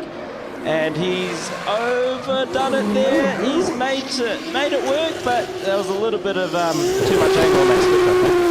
It looked like it just almost went to over-rotate and he's had to get out of it. Yeah. Is that all a byproduct of how he's entered to start with? Does your whole run get messed up like that? It's definitely that setup going into that transition, which a lot of people are having a little bit of trouble with to get that out of the outside. But hey, look at that. That's deep in the wall, right? Back on the wall, yeah. Awesome. We joked about this during the week. Is Jordan Richards finally going to upset Blake Miles? So Blake Miles is 4 of 4 this season as far as number 1 qualifier. He has a perfect qualifying record. Nobody's beaten them in qualifying. Is this going to finally be the round where somebody grabs some points back on them? But how about these potential battles here in the 32? Tomorrow, Kefke, Guy Maxwell, Corbin Wilson, at the moment, potentially lining up against their championship series opponents in 32, first battle up. So, like, you want to be here tomorrow at 11:30. It's going to get exciting. We've only got one car to go, which is Curtis Lilly. And then once that qualifying session finishes, I don't believe the guys get to come back out for a second pass. I think they forfeit it. So call me through one of these runs in full, mate. Just put me in the driver's seat, right? So tell me what's going on now. Right, so right now you're looking at the lights, you're making sure that, you know, when they go orange, green, you're ready to go. So your first gear, second gear, third gear, switch, handbrake, a little bit of adjustment there, left foot brake and full throttle, trying to get around that wall as smooth as possible. A little bit of left foot brake just to adjust, and then start setting yourself up for that switch and that outer zone right there. So that's where the handbrake comes in, the decel zone. So he's done a really good job there now, just going around the whole outside of that course, which is where the judges want you to be, and switch back onto that outside zone, back onto the wall, and he's just adjusting a little there, but mate, what a run, look at that, he's straight on the wall. Wow, second run, mate, he's put it on a little bit of stars coming off the rear bumper there, wow, mate. So he's on the wall, but he's not in the wall. Correct, it's a little tap, little nudge, right? All right, now in your expert opinion, is that enough to unseat Jordan at a 95.6? Mate, not quite there. It's going to be hard call, mate. That would be a very, very hard call. I don't want to be a judge right now, but that was an amazing run by Blair. 100%. I feel like that's going to come up to the 94-ish, maybe to a P2, P3. I don't think we're going to see it upset Jordan's run. It wasn't quite as smooth as he came down off the wall ride the first time. It was definitely a lot better, a lot more flowing, but he just had that little bit that wasn't quite as smooth. Hang on, I could be wrong. Let's just wait and see where this locks in, but I can tell you that Blake's first run was a 90.5. So Blake's first run was a 90.5. We'll watch Curtis really go, and then we'll tell you how this goes. Getting ready for Pro Qualify. Curtis Lilly on the gas. What an adjustment there. It's kind of mucked him up from that switch and the handbrake. He's kind of made it work, but I think that little adjustment just off the wall is kind of rough for him. But he's still putting it on. He's still going around, transition back onto the wall, and just back on. And yeah, I mean that's what you want to see, right? Back on the wall and just full throttle. A lot of smoke. That Blake or Jordan had, right? Correct. Like it's just, and that is a car that we've talked about the last 3 rounds. Just the camber on the front wheels, so that car is capable of going to that angle, right? It didn't get there that time. So and like you said, mate, like the front suspension alignment is so critical, especially on a bank corner, because you've got a lot of load on your lead wheel, right? Your trailing wheel in most cases, most of these guys are three-wheeling over that bank. So when you're left foot braking, everything, all the like kind of pressures go onto that leading wheel, and it makes it quite hard to adjust or do minor adjustments going around that wall, because that wall isn't actually even. So what's he checking now? Like I think he's checking the steering, to be honest with you. So I mean, literally what we were talking about. It's like, it's almost like he's not confident in it, or it didn't do what he wanted to do. And you saw where he checked up, right, coming back down off the bank. It just didn't go to angle like maybe he thought it was going to, which would be interesting for. See what he does. Is he going to come in, or is he going to call 5? Well, you can't call 5, and because he's number 1, right? So Yeah, you can't, true. because you have to come back out before the end of the bracket. He's lined he up. is the end of the bracket, so he's got no choice really. The interesting thing for me is where are Corbin Wilson? Where's Guy Maxwell? Are they going to come back out? Because they have to come out, I believe, straight after this. Well, they have to climb back on the second run, but a little bit break there, like I said, it's three-wheeling. Oh, it's good run into the wall, into that transition, and handbrake to adjust. Yep, into that front block. Looked like it held the lock a lot better that time. Maybe that's just a smooth. It's a little bit off in that outer zone. Way out wide, yeah. Should be much wider. Oh, and very flat and straight there. He kept it off the wall. Kept it off the wall. Good boy. Yeah, well done. He's got some history here with that wall, and that will have been a deja vu moment for him. Oh, now, okay, so The boys from the Drift Fox team have got Corbin back out. This is very important. This is a major part of the championship story. So this is a major part of the championship story, but also part of the championship story. Blake Miles is in Q1 again with a 97.4. Blake Miles is in Q1 again with a 97.4. There are 2 drivers who can still take that off him. It is Corbin Wilson and it is Guy Maxwell if he's lined up. Now I imagine that Guy only had to change a tyre, so he should be lined up. But the Drift Fox team, phenomenal job here. Get this car back out. Keisuke, how can they change an axle that fast? Well, they did that at Manfield, if I remember correctly. So I mean, they've done it within 5 minutes before. That was less than 5 minutes. They've done an insane job to get that axle back together, if that's what it was. You're right. 4 minutes and 23 seconds. Yep. Sean was super proud of that. Yeah, they made the record. They got a new record. All right, So. Corbin Wilson, one further shot. Corbin Wilson onto the gap. Now that's up along the wall there. He is deep in that wall there. Oh, bit of you can space. see where he's using the brake there just to keep himself out to angle there, out along the wall there. The car looks completely different in its body language to the way that the turbocharged cars are attacking this track. He's out to... A little bit of left foot brake Too there, early, which, too early. No! And that's out, and that will be a 0. So Corbin Wilson, this is going to be all on tomorrow, Keisuke. Where is Wilson going to drop into the tree? Which of his championship opponents is going to put Corbin Wilson in the top 32? Corbin Wilson will 0 for that. And from a driver's perspective, it makes it even harder because you have that 32 battle up to the 24. If you win it through to the 16, it's another couple battles in the tree that you have to go against to get up to that top spot again. So it'll be hard battling for him tomorrow. Okay, so at the moment,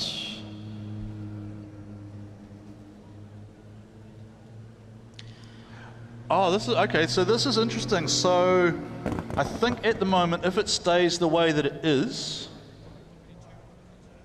then it would be either Darren Murray or Ryan Parry against Corbin Wilson. But I don't quite know how they seed them. But Curtis Lilly avoids him. Blake Miles is going to get a bye into the 16.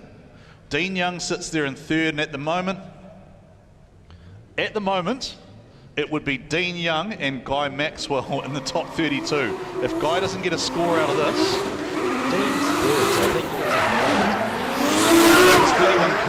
so there's one hasn't locked in. Guy on the wall. He's pushing hard, isn't he? Every time he drives, Steph must just have a heart attack. Like, the man doesn't. He's like, keep going. And so there's going to be deduction. So he's going to be somewhere in the middle of the field, just running amok. And just like was on the chat, somebody said, Guy's going to bulldoze someone. He's going to bulldoze people now because he's not going to be where he would expect to be. Yeah, that run on coming back onto the wall, though, that's what you want to see, right? So he can do it. It's just one of those things where he's going to have to try hard tomorrow, mate. Alrighty, so with a score still to lock in for Guy Maxwell, at the moment we are provisionally looking at Blake Miles is Q1 with a 97.4, then Jordan Richards 95.6, Dean Young 94.1, Pete Drever 93.4, Darren Murray 92.4, Ryan Parry 91, Sam Rowson 90.7, Daniel Edwards 90.4, Blair Gilman 86.8, Riley Mchuan 86.3, Cam Omblivray 83.7, Daniel Smith 83.1, Tyler Knowles 83, Aiden Daly 82.8, Jason Wu 82.4, Jake Fastnage 81.5, Chris Mildove 75.5, GK 75, Johnny Burns 72.1, Matthew Brown 70.5, Daniel Crinkle 69.8, Zach Green 68.5, Zelia Mair 64.7, Jay Broughton 62.8, Kevin Ryan 28.4, Dylan Rastrick 14.7, and with the proverbial zeros at the moment, Curtis Lilly, Lincoln Matapo, Guy Maxwell and Isaac Aldridge. And we are just waiting for a score to lock in for Guy for his second run.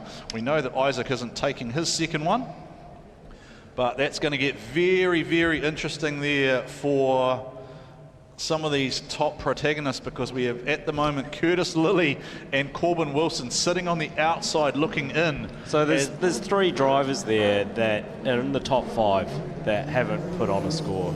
We don't know about Guy's second one, but yeah, that's well, I think what they'll be looking at is, was it 1 wheel off or 2, right? So if it's 2 wheels off, yeah, so the judges are with the DSL at the moment looking if it's 1 wheel off or if it's 2. At the moment you're looking at Jordan Joyce. So this is a mechanical for Jordan Joyce, and we have got some other information here that Luke Fink is in Dan Caldwell's VIP S15. Clayton Daly is in Aiden Daly's car again. Connor is borrowing Justin's S15. Justin Patterson. So that's Justin Patterson's car. So we haven't seen that one yet. So has he ever driven that car before? I don't think so. Completely unfamiliar with it. And then Adam Davies is back in the Unicorn. So Adam Davies we saw earlier, and this is mechanical, as we mentioned earlier. So while we've got a moment here, just as the judges review, just take a quick break, get some water in, and I'll be back with you shortly.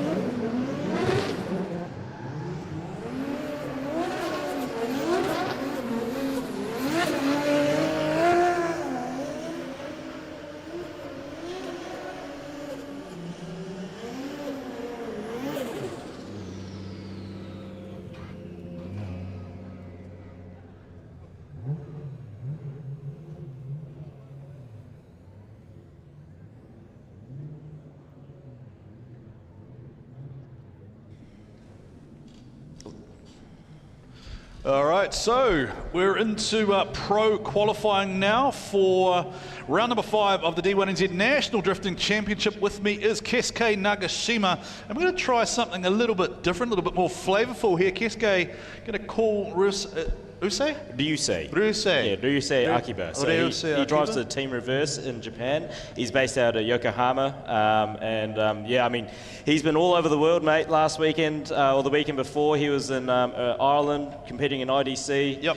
Obviously, he actually qualified first and placed first. You're going to give this some international flavour by calling it for me in Japanese. Oh, I'll try my best, we haven't had a D1NZ run called for years in Japanese, and I want to hear it go. I want to hear it flow. I love the authentic sound of it. So we hope you guys enjoy this one. Keisuke Nagashima will call this one in. It is your native tongue, isn't it? No, I actually I learned English first before I spoke Japanese. My Japanese was pretty terrible about 13 years ago. But Here we go. All right, let's see what this sounds like. はい、さあ、Ryusei Akiba が来ました。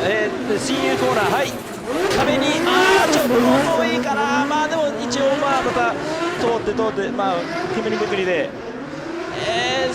こっから進入振り返でインクリアウト、ちょっと微妙やけど、一応1メーターぐらいはいけてるかなという感じで、そこからまた振り返しでまた壁に、バチバチいけるか、いけ、いけ、おー、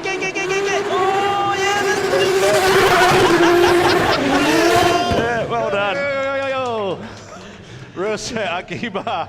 Thank you, Keisuke Nagashima, for calling that run for me in Japanese. We hope you enjoyed that one. I got a blast out of that. That channeled some option vibes from early 2000s. I feel like you almost need to stand up and just it just brings back the early option video. Yeah, paying homage to D1 GP video option and D1 Street Legal and all those. Yeah, I grew up watching that, and it's what I love, mate. But I mean, that was an okay run considering Yusei's literally driven the car for 2 days since he's been in New Zealand, and it was a bit off on the outer clips and whatnot, but yeah, it was that good. Do it again. Yeah.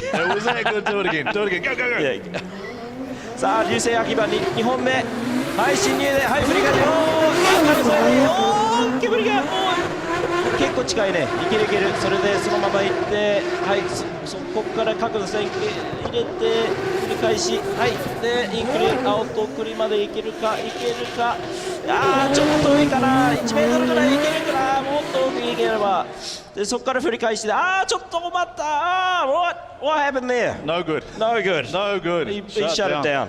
Now, you know Ryusei reasonably well. Is he likely to be quite frustrated with that? Is he a very competitive guy? He's a very, I think coming first to IDC probably tells all, but yeah, he is very competitive, he's very focused, and he's very, very good driver, he's talented. But unsure what happened there, obviously something mechanical. Oh, he's waving to the crowd, good on him. Yeah, Ryusei, you! So for the purposes of the crowd who are here, if they're going down to talk to Ryusei in the pits, how would you greet him? So the traditional paying respect to him and say, I know you said he speaks English, but I think it's nice. He actually came here when he was a teenager and lived in Gizzy for like 3 years. So. Oh, no. So when you go down to the... cheer, bro. Yeah, cheer, bro. Oh, no. But you can bow at him, you can say hi, you can say konnichiwa if you want. You know, amazing. Let's go to some of this. It's normally the normal thing you say to people, but... So how did he feel? I mean, because you've had the benefit of being with him and the Heligan race team during the week, Japan to Europe to Ireland to coming to New Zealand. What's his kind of take on things? To be honest, I think he's taking it day by day and just enjoying the experience. You know, like doing Drift Masters last season to IDC and now to D1 New Zealand. He's really, just pushing himself to be a part of that drift community in different parts of the world. And I think he's really enjoying being back in New Zealand, to be honest. And I do love the fact that they've gone to the effort of carrying the livery from sort of everything he's done. He's brought the brand with him. It's pretty cool. I mean, Connor obviously sorted that out, and man, what an amazing job by his team to produce a car like that for a guest driver. And there's some interesting things, like there's the bandana thing on the car. Is there a story behind that? Or? So I don't know if people have been watching James Dean's videos on YouTube, but Bandana, who Lucas is actually, I think, part of Reversal, the team, and helps them out with all the media stuff and social media. So they do, I think it's called Reverse the Time, which is their YouTube.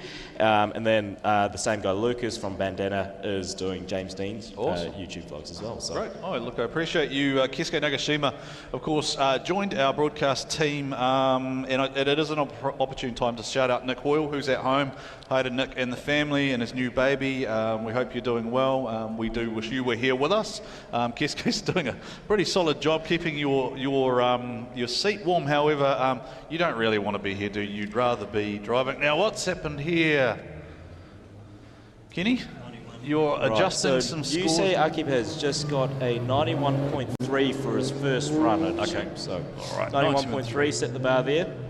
All right, so have the scores locked in for Pro Sport now? Did we get a score for... The interesting part was Guy Maxwell, right? We were looking for Guy Maxwell to see what happened. So Guy Maxwell locks into position 11, 85.7. So 85.7 for Guy Maxwell. So we'll wait and see what that battle tree looks like, but it is certainly going to be interesting with Curtis Lilly and Corbin Wilson coming from the bottom end of the tree, having to battle their way through as we move into our pro qualifying now. And this is John Atwood. No, that's John Atwood's car. Oh, it's John Atwood's car. Who's driving John Atwood's car? Ethan Faithful is driving. Ethan Faithful is Faithful Drifter. Is this is the 10-year story? Is it Australia, like a bucket list thing? Kingsgate's had enough of me already. I mentioned to him, do you want to keep driving? He's like, no, I want to go drive. I want to go drive. You got me itchy feet, mate. I don't want to talk to you anymore. I've had enough of you. I've done my two runs of Japanese commentary and I'm done. Ethan's doing a pretty good job here, obviously going around that outside zone, switching back, getting that outer zone there to the wall, and doing a good job adjusting to that wall again. Running pretty wide on the left foot brake, just making sure that he's out there, and he's finished his run. That was a good run. Yeah, do we know much about Ethan's background? Is there... I'll pass it to Kenny because I think Kenny's back. Okay. Well, do you want to hang out and chat with Kenny for a while? Should we just play past? Maybe Warren needs a break. I might just go and have some water then, and you guys can have a little chat because we'll mix up Japanese and Whangapatuan. Oh dear. Yep. I do speak English. It's one of those things. It might not look like I do, but I do. Friday night qualifying, D1NZ Mercury Baypark. We're getting back into it, and it is now the Pro Championship. We just saw the Pro Sport guys. Man, there was some spicy runs towards the end of that Pro Sport session. We've got Aiden Faithful now, his first time competing here. Baypark, based out of Western Australia. He's Kiwi, but based out of Australia for the last few years, competing in D1 WA. Obviously in a borrowed car, so he hasn't had much seat time in it. He's doing a pretty good job. So the Ford 6 Turbo, Barrett. It looks like a talkie motor, and it looks really good for this track. You know, he's keeping it in the torque band. He's, you know, left foot braking, a little bit of wavering there, but I mean, overall, it's looking, compared to some of the Pro Sport guys, they're having a hard time with the bumps going through the section, but that car looking pretty settled out there. The old big Japanese four-door. Yeah. And cool to see the barrow being used. I thought New Zealand would have tapped into the barrow a bit more. Being this side of the equator, so to speak. There's certainly a lot of power comes out of the barrow motors over in Aussie, in the drag racing scene especially. I think Alex Stocky Griffin is the only other barrow that we have. He's a resident Kiwi with a barrow. Yes, it's the straight 6 turbo out of the Ford factory. It's a Ford motor and a Nissan Laurel. Yeah, it's a pretty good combo. That's a South Pacific combo. Not Malaysia. Maybe not so much a Japanese combo. Yeah. Oceania combo, mate. The next driver up, so Ethan Faithful to the top with a 92.5. Just seen a couple of drivers now. Ryusei Akiba with a 91.3, and then he zeroed out his last run, wasn't it? So second run, yep. We might have to do a translation for those laps when we put them up later on the social media. We'll put some subtitles in there in English, eh? Ethan Faithful's 93.4 and a 92.5 for his runs, so he's currently top of the scoreboard as we see the Armstrong plumbing machine. So this is Armstrong using sparks of flying started off. So a two-time New Zealand champion behind the wheel of an S13. Now, is it SR under the hood? No, I don't think it is. I think it's an RB30. Okay. Yeah, so obviously a little bit more New Zealand, but he's doing a bloody good job. I mean, he used to drive the V35 and, you know, the R34 V-coloured Skyline as well. So it's a very big name in the New Zealand drifting scene, but it's good to see. Might be a little bit different seeing him behind a green machine. Different green machine. It's a Sylvia, not a Skyline. Cole Armstrong is based here in Tauranga, and this is his local event for him. So he's actually wheeled the car out of the shed and thought, you know what, I'm going to go mix it up with the boys and put a cat among the pigeons, so to speak. A wild card entry this weekend for Cole Armstrong, two-time New Zealand champion. He's definitely wild, mate. He's got a very wild driving style, and he always has since, you know, the back in the days when he competed. It was cool to see him back. I still remember you mentioned how many kids had the V Energy R32 poster when that car first came out. That was a cool car. For the Skyline fans? Yeah. 4 doors. Well, he had the coupe, but he took it to the coupe went to Australia at World Time Attack for the Trans-Tasman Challenge over there, but unfortunately it had a massive. This is many years ago. I think the video is floating around on Oversteer TV still. Yeah, we've got the onboard, and it was a pretty horrible crash, really, and it wasn't really his fault either. So it was a bit gutting. It was just a freak accident. He ended up having to write the car off. It was such an iconic car in the New Zealand scene at the time. Was that before his 4 doors? Yeah, and then went and built the 4 doors. So Armstrong with a 91.8 for his first run. He's bit, but he's still very close to that wall, coming back off and transitioning into that inner clip, back into the outer, and he's done a really good job there. He's really, he was on the edge there, mate. Otherwise, transitions back dancing onto with the that wall. outer zone. Yeah, he loves it, eh? He does love it. You see what he does here, back onto the wall. He's trying to come up, he's adjusting to try and get back up there. But probably not as high as he wanted to be. Yeah, not as high up on the bank on the return through there, but Armstrong certainly. What? Are we seeing twins? Now, is this Calvin Clark No, it's Calvi. in the pro class? Calvi's back. So he's another cat among the pigeons, because he's certainly a seasoned campaigner out of the Pro Sports Series for many, many years. Yep. So He he's was a now very- mixing it up in the pro class. He was a very good driver whenever I went up. He was a very against good him. battler. Yeah, he was. Very good battler. Very good. So it's good to see him back. I think this car may be SR20 though, isn't it? Yes, I think Cal's always sort of been the SR fan. Yeah, mate. When I drove with him, he had a stock SR pretty much, a little bolt-on turbo E85 and 220 killies, and he drove bloody well. The little 4 cylinders out here mixing it up in the Pro Championship, It's what I like to see, mate. showing that it's still possible. Yeah, it is. It is. It is.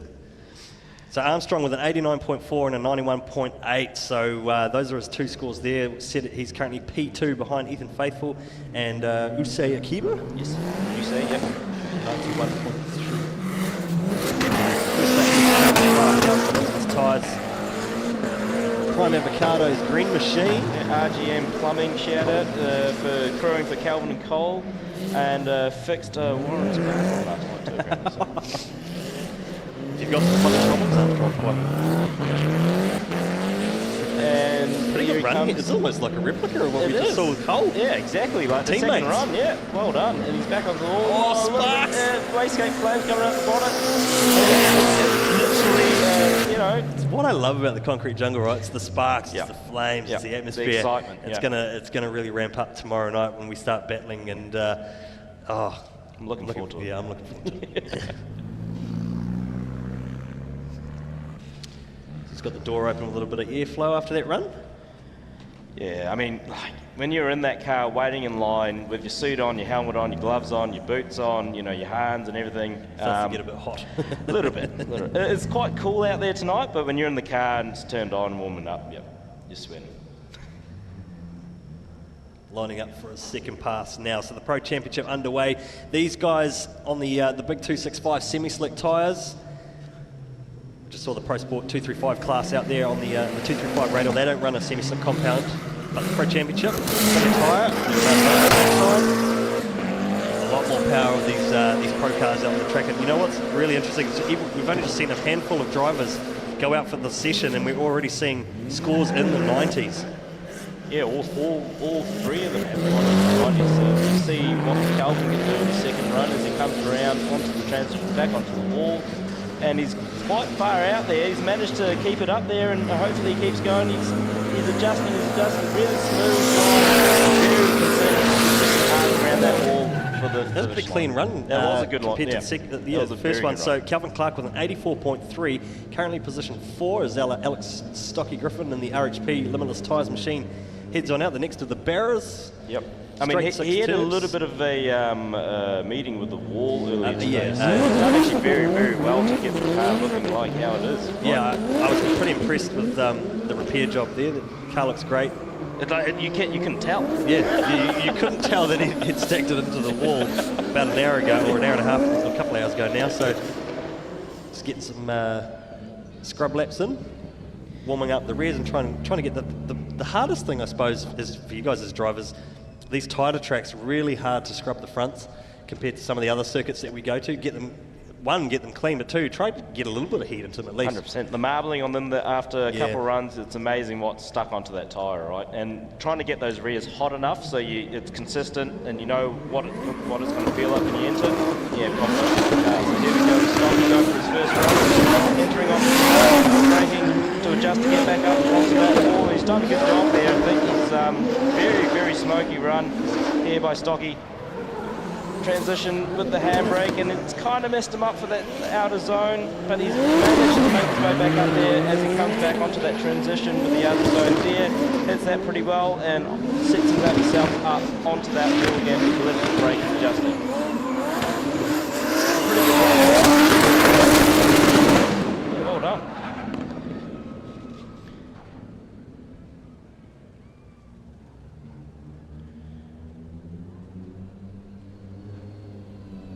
that was his first run, Kenny. That was pretty good.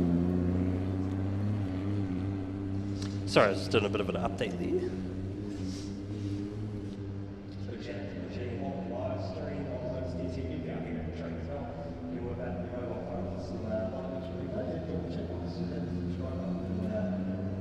Chat. Tell us how we're going. PG-13, of course, because, well, it's pretty self-explanatory, but any derogatory sort of comments or stuff that really shouldn't be in the chat, we just want to have fun on the chat, right? So...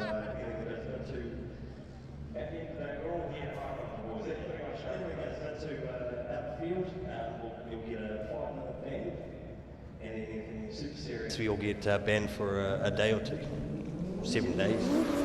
No, probably make it into account. The trolls, right? How do you deal with the internet trolls? Take a look at the second map here. Oh, check that. It was a pretty good lap. You had a little bit of an adjustment throughout that wall as he switches back and he makes that in a clip and has a bit of a laboured transition there. Pushed it right, so it was quite late. Quite late to rotate the car, and it was almost like he was reacting to try to slow it up. Yeah, he's messed up his rhythm there, right? Really want to get out of touch with it. Great job to sort of recover that and recover a bit of a lap out of there. Yep, no, good on you, mate. So Alex Griffin currently P5 with a 90.5. I mean, some great scores so far at the start of the session. This is, we'll wait till the top front runners in the championship come out. We did see Luke Fink was having a bit of a play in the R32 today. But is he actually going to drive that car? Or I heard a rumour that the car might not be... I think he's borrowing someone else's car. Might have to be stepping into it. So there could be a bit of drama from the pits there for Luke Fink. We'll have to see what comes of that as he comes out later on. Warren Sear getting some fluids in. Got to stay hydrated. You do. Matty J out in the Psycho JZS13. He was actually one of the guys that I drove with at Pro Sport. He was pretty good there, and I think he's really liking the semis. He actually hasn't driven on semis until Mount Smart this year. Wow. So he was a little bit, you know. That's a round. That's an interesting round to go and bolt some semis on. 100%, mate. 100%. So I watched him in practice, and he was actually doing really, really good in practice. So hopefully he can keep it up for quali. So this season in the Pro Championship, there are 5 control tyre brands. So 5 tyre manufacturers with GT Radio. It's one of our principal tyre sponsors for D1NZ this season. As we take a look at the first run here, Psycho JZ.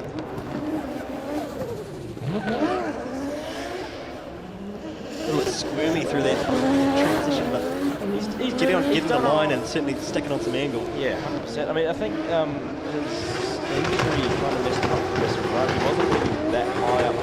Just how hard it is to especially when the smoke starts building up in the tandems, and then you got the stadium lighting. Like, I mean, that wall is always going to be daunting, no matter how many times you drive this track, right? You're going into it. You're looking at it from a gallery point of view, right? When you're looking at the wall and it's like, oh yeah, whatever. But then you're in that hot seat and you're looking down that front straight, and you have to enter close to the wall to stay up on it, and it's hugely daunting. If for your left-hand drive, it might not be as daunting because the wall's right there. Like Finger Dan in the Ford Mustang, the only left-hand drive car competing this weekend, it would be a bit different. And interesting comment from him actually from the last round was that sunstrike, but even just the smoke.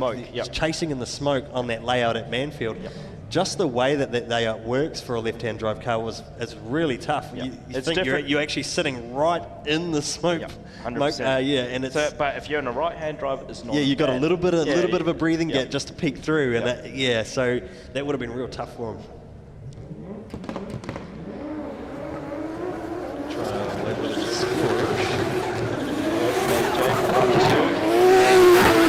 He's gone back up onto the wall, a little bit of an adjustment, his left foot brake, stays up there, goes to switch back onto the inner clip there and switch back for the outer zone. And he's done a pretty good job. Points deduction out in the dirt. It was looking really good up till Speedway action. Yeah. Matty J with currently on an 87.9 for his first lap. So he'll be bumped down with that. I think he knows it too. So. Next up, out of the South Island. Now, I believe this is the structural steel car of Sam Edenborough. Either that or is Dan Caldwell behind his teammate's car? A little bit confusing.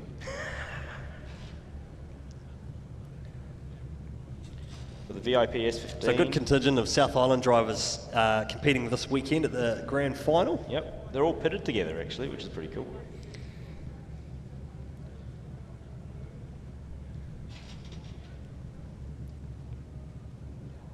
So Matty J P6 with an 87.9. Ethan Faithful still at the top of the scoreboard with a 93.4.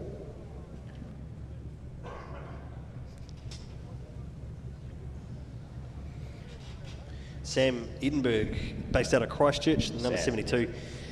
S15, running the LSX, 427 cubic inch, 1200 horsepower. She's a monster. Big block, mate.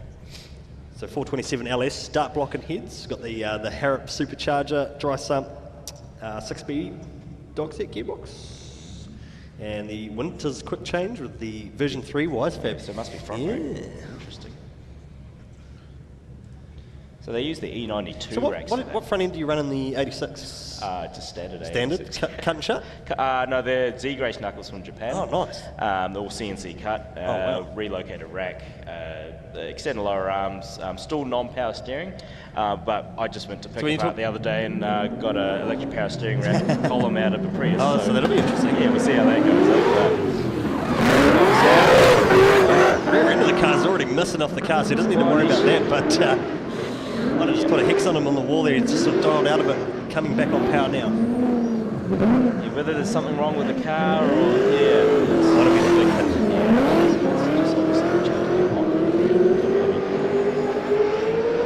He comes back on, still giving it beat, so it's pretty good.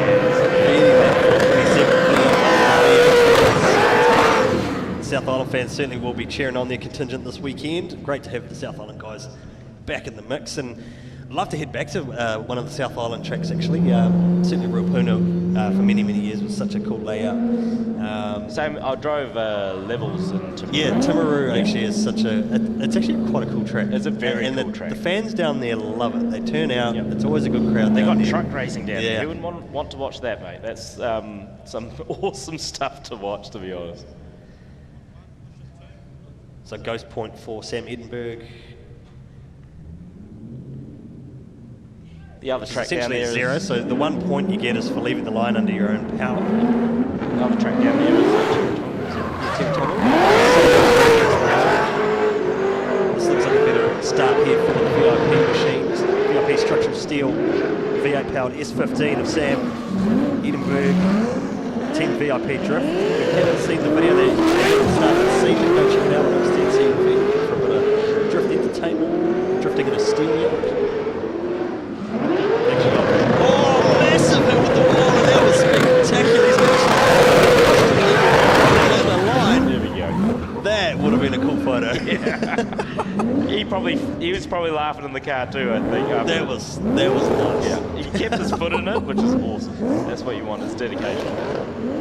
So this is the second VIP car, Dan Caldwell, in the VIP frames and trusses. It's an interesting company. They've got the VIP structural steel company, and then they've got the frames and trusses side of it as well. So if you need some framing for your house, construction project. VIP prefab on the front bumper. So he also runs a 427 V8, I think. Big block. I think he has either the same amount of power or slightly more power. So I think both motors are actually pretty much the same from our based out of that VIP team. It's actually pretty smart, because if you have two cars in the same team, if one driver doesn't do well, or the car goes wrong with the car, you can actually swap parts from either or. So it's always smart. If you're doing it that way, it's always good to have spare parts from another car.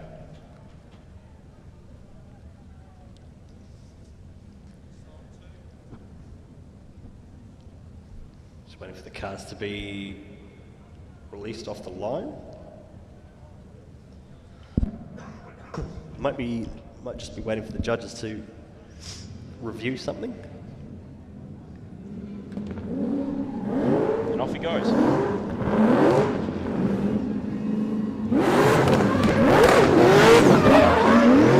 Handbrake drag to get in there. How would you enter the 86? Would you? Are you feint throwing it or? Just flat foot, as fast as I can. Throw? A little flick. Yeah. Oh, so short dab. Yeah.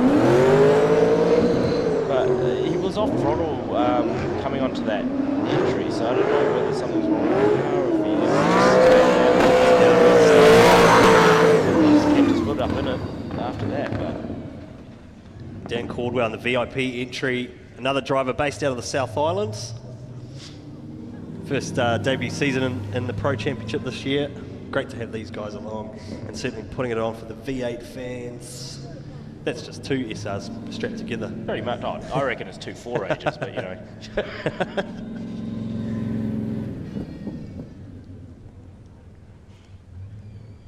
Yeah, the V8s are pretty wild engines to put in drift cars because they're so torquey from, you know, especially with the superchargers, just straight on torque, on power. Seems to be a bit more popular now, the superchargers sort of coming into the game on those V8 setups as opposed to the single turbo.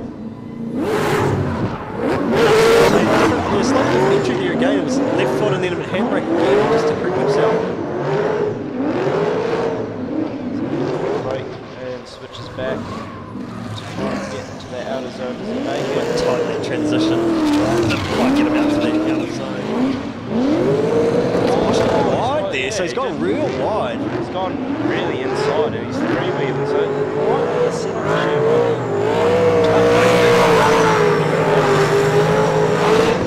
Pushing it out to the end. Second run for Dan. Dan Caldwell currently with a 73.8 in P7. Sam Edinburgh's teammate 72.6. Next up, Brody Knowles, Amalgamated Roofing S13. Get on the door, bro. I like that on the rear wing there. That's pretty good, mate. But again, another driver that's actually competed in D1NZ back in the day and did a couple of seasons with Pro Sport and stepped up into Pro. So yeah, the last time he was in the Pro class was like over 20 years. I remember he was driving a yellow 180 at the Yeah, I think it had a radio station, I think, as a sponsor. It was like it's like ZM or something. Yeah. And a different coloured bonnet as well. As far as I can remember. It's pretty cool to see drivers like Rhodey come back into the scene and put on a show for everyone.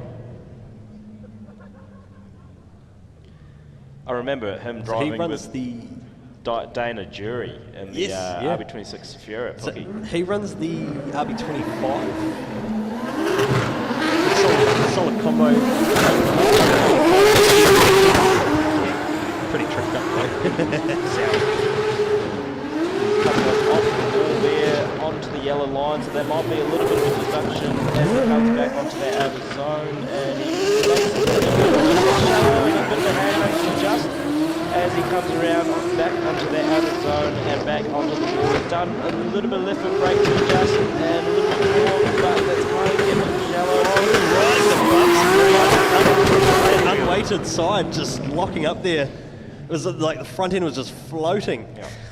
The hard thing to understand there is that that's obviously the inside wheel, so it's lifting up off the air and locking up. The leading wheel is actually still moving, right? So that unweighted corner of the car just popping up, especially with the shape of that entry too. And how do you find that with the 86 as well? Like when you fire in there, and like we talk about it a lot in terms of when you fire in there, the shape and the camber, it's actually easier. At least in the judges' respects, it's easier for the scoring to actually you'll score very high by staying up on that higher line. And once you get there, you actually stay there. There's a little bit of I wouldn't call it a flat bit, but there's a little bit more where if you put your rear wheels on, you can actually just run that up, but you have to commit on the entry to get up to that point. So that's where it's quite daunting from driving. Full commitment straight off the line. Send it.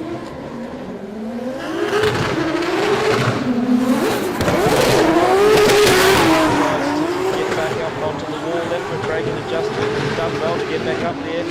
As he comes back down off the wall into that inner clip and switches back out. And oh, what was that? Real late. Get the car settled in the second transition. And he's just come down to the very end there as he switches back to the outer zone, back onto the wall. Bit of adjustment there, does the break again, but he does well to stay up. Across the finish line. Got the party lights on. Got the wastegate flames out the front, and you got the exhaust flames, and you got the wheel lights as well. So it's all a bit of a party. Tokyo Drift, mate. Got the Cyclops light here now for. Now is this?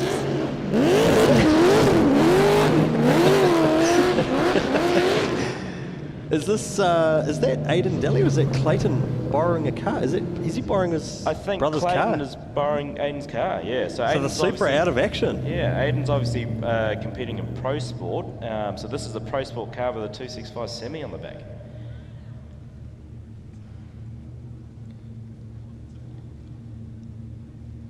So how's Clayton going to go in the brothers machine? And I'm hoping well because I think it was his before. his old car. Let's come together for He's still, I mean, this is probably his first lap of it, right? We've only just known that he's swapping into the S14, so first lap into a new car. Another one of the local base drivers here, competing for the home crowd this weekend. Clayton Daly, certainly it's another championship debut for him this season. Great to see these new guys stepping up in the Pro Championship. He was putting us this year. First few rounds. Him in the Supra at Baypark last year was something solid, to watch. Yeah, it was cool. Very, very solid battler. And that engine combo with the Supra, Mark IV Supra, it just works for him. And certainly got a lot of track presence, that car. It looks like it's very gripped up, that car, right? Like it must. He does very, very well to drive it like the way he does. It's very impressive. Speaking of grip, you obviously got the Pro Sport car. They've probably bolted his wheels on, maybe, or the tyres at least. So the 265s will be on the rear, and the car's set up for a 235. They might have been able to do minor adjustments, but alignment-wise, he's going to have to push it on the entry here to get out. It's on the board, Clayton Daly.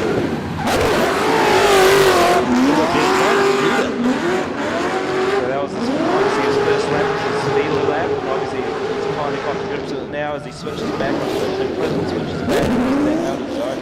He's actually done a pretty good job there. So he goes into the outer zone, but he's got a spin off on that end of the zone there as he comes back. Misses that kind of outer switch there. He comes back onto the wall, but it's got to be a bank run for him as long as he keeps that up, back up onto the wall. Across the line. So, mate, I put it to him, for a second lap in a car that he hasn't driven all season, he's done pretty well.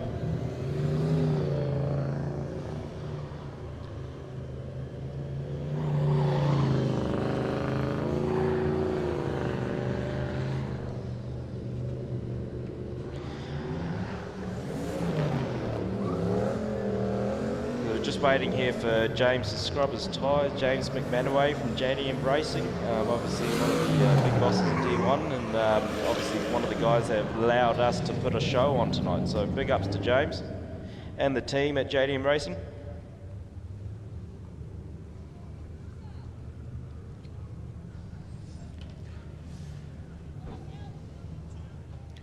So what's on this? Is this a V8 S15, 180 SX with S15 front, Kitty? Yeah, it's got the, now what would we call that? Some of the S chassis fans will have to jump in the chat box. Because we were talking about this the other day, the likes of Case Pullenberry had the S15 front on the 14. Yep, so it was a 14.9. Yeah, well you got the guys that run the S15 rear end on a 14 body as well, so a bit of grafting. Here comes James coming onto that wall. He stayed quite well to stay up there as he comes back down to switch, coming into that inner clip, switching back into that outer zone, and he is a little bit off, trying to get his way up there, but doesn't quite make it as he comes back to switch, back onto the wall, and he adjusts to... Yeah, he's up there. Oh, he tags it, gives it a kiss, gives it another one. Oh no, it sucked him in. He gave it a little bit He's too just much. managed to pull off it. Yeah, I think he got away with that. He got away with that. Oh. The boys in the pits would be just... But I think everyone watching was like, ooh. And that's the nature of these, what we call it, the concrete jungles, because it can be a little bit unknown when you tag the walls, just how hard you're going to tag it, how much you're going to scrape it. And sometimes with the rear end setup, sometimes the way that you design your rear bash bar, if you choose to run one, it's probably smart to run one at this course. But it's the design of it, right? Because sometimes back in the day when we first started introducing these concrete rounds, it was a little bit of an unknown, right? The way that you set the rear end up, because at times a lot of cars would hit the rear end and it would just instantly send the front straight around. Now you got these little crumple zones, you got the bash bars set up in a different shape, different orientation, and different materials as well. Yep. It's all designed to just crumple up on that wall and not actually just send the front around and wreck the front of the car. So, if you watched a little bit of Formula Drift Long Beach, you see some of those cars in the rear end and how they actually, when they kind of suck into that wall, right? Like, there's actually not much to them on those corners especially, so they can actually go into it and it sucks in and then pops back out. We've seen, I think that's actually banned in Formula Drift now, isn't it, though, that you can't run the shocks in the rear end? We used to see some, correct. I think the Speedway guys, they run a disposable sort of arm that connects the rear end of the car, and once you break it, it's sort of like a throwaway item. It takes the shock load out of the head of the wall, and you can repair it and get the car back out. Warren says, rejoined us back in the commentary. Can you jump back on, mate? We're winging it tonight. Great to have Kisuke Nagashima joining us in the commentary box this evening. He will be around. So the reason I was actually, it took me a while to come back is because I was actually just up in the VIP lounge, and the team up there are actually saying they really enjoyed the Japanese commentary just for bringing a different type of flavour to the broadcast this evening, because it appeared to be very excited. It was actually just Kisuke talking to me in his normal voice. That's actually just what Japanese intonations sound like. For reference point, I would suggest perhaps go out to the Mchuan one day and observe. Give you a round of there. So Kisuke will join us, of course, tomorrow on the broadcast, and probably jump in for a couple of battles tomorrow. But he does have to hand over his trophy as well. As we take a look at Johnny Latham behind the wheel of the Doherty quick snippy machine. We've always talked about with this car just how quickly it gets on the gas and how quickly it hazes those rear trias tyres, because Johnny has just an instant throttle response with that TRD NASCAR motor, and we love one of our favourite things. So great. This car was, when this car signed up for the season, it was one of my wildcard sort of background picks. Because we haven't seen Johnny do full campaigns for a few years, but to see him back in this build, and we've seen this build has sort of been appearing now and again at certain events, and to see it in the flesh with that TRD NASCAR just singing a song, it's a wild ride. It's such a cool car. Yeah, best result for him as well at Manfield. He's had a lot of struggles with the car. It's sort of he's sort of been actively developing it in competition as well, and learning a lot of stuff about it as well. So awesome setup here from Johnny Latham, bringing something V8 flavour and some BMW flavour to the game. Well, we had a long chat with Laurie Heinonen about this, didn't we? About how popular the BMW chassis are, obviously internationally, but we just don't see that many of them here. We've got Johnny Latham campaigning one. We've got Jason Wu campaigning the Wu Fighter, but certainly not a lot of them in competition here yet. We of course had Darren Murray used to campaign as well on the Pace Pools one, and shout out to Darren Murray. No doubt he'll be tuned in. He used to have the E46 coupe, yeah, the 2JZ. Great sounding motor. We are making our way nicely through pro qualifying here this evening. Of course, tickets still available for tomorrow. Baypark, $5 for an adult ticket. Children under 8 are free of charge. And Johnny Latham looking nice here, Kenny, nice and smooth. But then he chokes up to the UniC teardrop and then back on that. Oh, there's the big tyre fire, Kenny. The tyre fire again. It looks spectacular. And are they going to shut it down? He's No, that's set on. Yeah, that's well on fire now. And you'll see Brucey and the team from Smart Steel make their way over shortly. And read it out by race control. You see the lights on the return wall. Yeah, that's well and truly a light underneath the back of that. And Johnny will want to get out of there pretty quickly. Oh, that'd be a combination. It is just it does just look like it's melted tyre rubber, yeah. But it did seem like tyre fire to begin with, but I wouldn't expect that much build-up. But yeah, certainly cleaning the rear guards is one of the things that's quite important at the competitive level. Is you're always having to keep the car clean because that rubber build-up becomes a fire hazard. Yeah, but as competitions, as you get through the levels of competition, it makes me wonder if that instant on-off of the throttle was actually a challenge, like trying to manage it with this car, because the wheel speed is so high, right? Like the way he's baking those rear tyres will be contributing to that build-up underneath the rear guards. It's almost to a point where they might be better to maybe not run the rear bumper on that car just because of the way it catches. Obviously, it'll ruin the aesthetic of the car, but yeah, that's going to be a challenge. Run the rear bumper off there, and they sort of have like that notchy look as well. Yeah, that'll be a safety inspection after this too. Johnny is having a look around the vehicle. Beautifully presented. Hello to the team from Doherty who are here with us this weekend enjoying hospitality at Baypark. Sponsors of Johnny Latham all the way from the South Island, and as Kenny and Keske mentioned earlier, great to see a strong South Island contingent here this weekend with Dan Caldwell, Sam Edinburgh, Johnny Latham, Dylan Rastrick is here as well. Where was Ethan Faithful? Was out of Australia, wasn't he? Yes.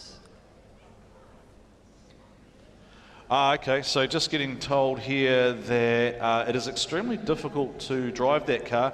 You can't get a heavier flywheel for it to make it less of an on-off switch. So that's why the car behaves as it does. So as you talked to earlier, with their motor setup too. Yeah, of course. Just the trial, I guess the trials and the R&M. Well, that's given me flashbacks to when Cole Armstrong came out with the V-Energy G35. I actually, and he had the NASCAR motor in it. So funnily enough, the first two people I saw today when I arrived, Cole Armstrong and Johnny Latham, in the pits talking about this motor and that setup. And Cole Armstrong was actually talking about the motor it was the Dodge motor, wasn't it? Yes. That he had in the G35. They were actually just, I think, swapping some notes around that. But yeah, there we go. So some first-hand information there. They're not able to actually make it less on-off. That is how it drives. I'd love to know how. It's almost like to try and get your head around it, like from a V8 perspective. It's actually like throwing yourself into, like say Adam Davies' 13B rotary car. Right. The way that you have to stay on throttle, the way you have to drive those sort of things, your driving style changes to that sort of torque application you get out of a standard road going V8. The delivery is quite smooth. This just lights up literally like a wick. It sets the tyres on fire. There's that much power delivery.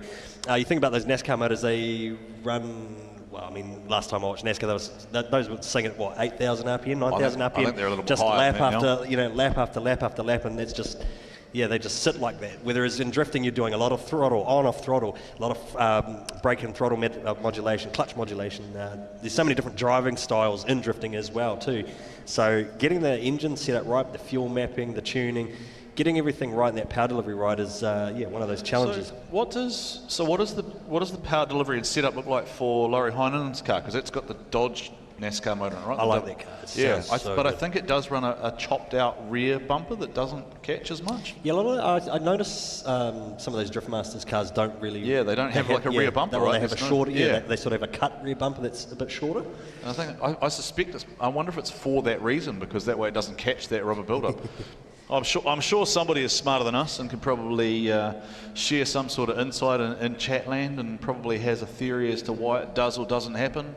What I can tell you is that fire's bad. If you've ever been in a car that's on fire. Did you see the numbers, actually, Kenny, from the last round? Brody Marshall's fire had something like 20 million views on it. I had the same amount of people messaging me about that fire video being shared, because it just went viral and got just shared all the way around the world on different pages. Well, it's the second time that's happened this season. The first time was an angle grinder to a trophy, but this time we set something on fire, which of course is a great advertisement for having all the appropriate safety kit in the car. That's why you want to wear gloves, fire suit, underwear, etc. Great to see that Johnny was able to get out of that car pretty easily, pretty safely there too. It does always fascinate me how fast you can be motivated to get out of a vehicle, Kenny, when there are flames and significant heat impacting on your person. You been on fire in a car? It's not fun. No, I had my mud flap at Mercury catch fire. I popped. And Sky Zell actually had to wave me down, and he said, "Hey, you got to stop, bro. Your car's on fire." Yeah, I popped. Of course, that was my street car, and I still had to drive it home. So that was back at the back section days, Mercury, the old track. Yeah, I popped a motor in the Evo on the back straight at Taupo. Flames up through the... And actually, if I showed it to you now, like the car's still in the garage, 20 years on, and the vent underneath of the genuine Evo vent is still crisp crispy. From when it's sort of like Brody was like, if you talk to Brody Marr tomorrow in the pits, he'll happily show you some of the the damage on the car. Brody's car, the fuel rail lifted, didn't it? Or something, something let go on the fuel rail and actually lifted off the motor.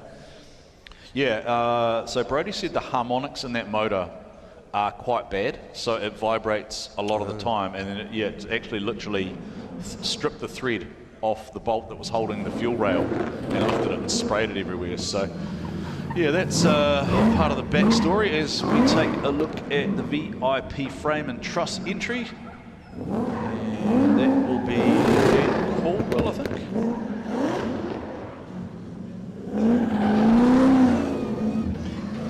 There's a bit of I do not envy you, Kenny, Kenny sits next to me as our technical commentator, but he also has to moderate the OTV chat, which from time to time, even though it's subscriber only, somewhat gets a little bit out of shape. You get a timeout. You get a timeout. Yeah, and I think I think people forget sometimes that why do you think something's funny? Sometimes others might not. I'm all for a laugh. There's a time and a place. Yeah, and then there are kids watching this, right? You don't want kids seeing it's 8:38 on a Friday night as we watch Mr. Caldwell cranking the angle nicely. Just smoke building off the back of the VIP entry. This is looking pretty solid here for Dan Caldwell. Gets back on the gas. Right on the outer line there. Great run here from Dan Caldwell. This is probably the best we've seen. It's Luke Fink. It's Luke Fink. That's Luke Fink in the car. It's Luke Fink in the VIP car. This is Runs it back down the wall, ladies and gentlemen, and that is why he is leading the championship at the moment. Yeah, me and Kesko were talking about this earlier. What car was he going to run? Because they had dramas with the JDM machine, and he's actually stepped into the Team VIP frames and trusses machine of Dan Caldwell, based out of the South Island. So this is massive. If they're going to double stint that, well, they have to now. They double stint that car tomorrow. Yeah, very kind of the VIP team to obviously let Luke Fink drive that car. So that was that just a sight too? Because that's out of order for where Luke Fink would be. He would be coming out last. So that was just a sight lap. There's one sight mechanical lap that he's typed. Wow, I think that's just shown us a taste of what's to come. That scares me. Like genuinely, if I'm in the pits and I'm any other driver looking to try and keep the trophy in New Zealand, that scares me watching Luke Fink do that. That was intense. Is probably the best way to put that. I was looking at it thinking Dan Caldwell's on and he's showing something that we were hoping to see from him. Now, speaking of exciting, Kenny, and drivers who drive 140,000% all the time, Sam West, Mr. West, the driver behind the wheel of his 180 SX2JZ underneath the bonnet, and Sam West has it hazing. Needed to be higher up the wall there, but Sam West carrying plenty of speed at the moment. If he can hang this one together, he's on for a reasonable score, you would think there. A little bit of that check-up and momentum there for Sam West, but fills the outer zones nicely through the UDC teardrop transitions. Back up the wall in the RHP machine. Oh, he's lost the angle out of that one there, Kenny, and then he's drifted down the track there, and that is going to hurt. Sam West was on for the first half and then just unsettled himself. But Sam West, he'll be, I'd imagine he's probably happy just to actually get in a run there, Kenny, where the steering hasn't given him any problems. He's had a lot of battles. A lot of battles with that car over the past probably 3 rounds.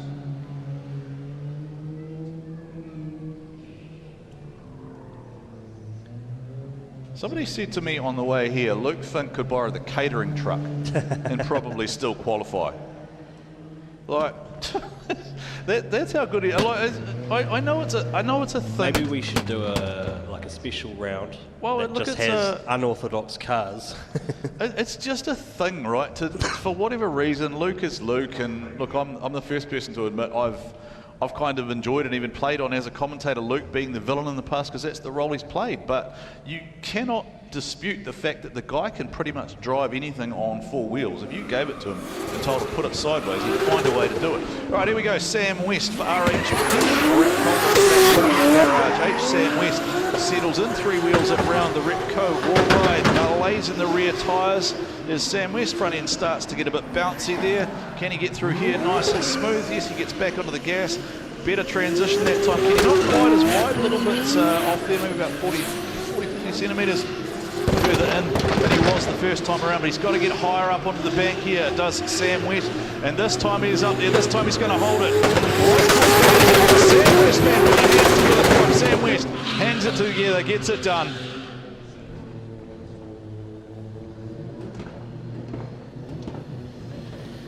Good stuff there from Sam West. We'll try and we'll update the scoreboard. So Ethan Faithfull still at the top with a 93.4. Cole Armstrong there too with a 91.8. Calvin Clark right behind him. So the teammates, the green machines.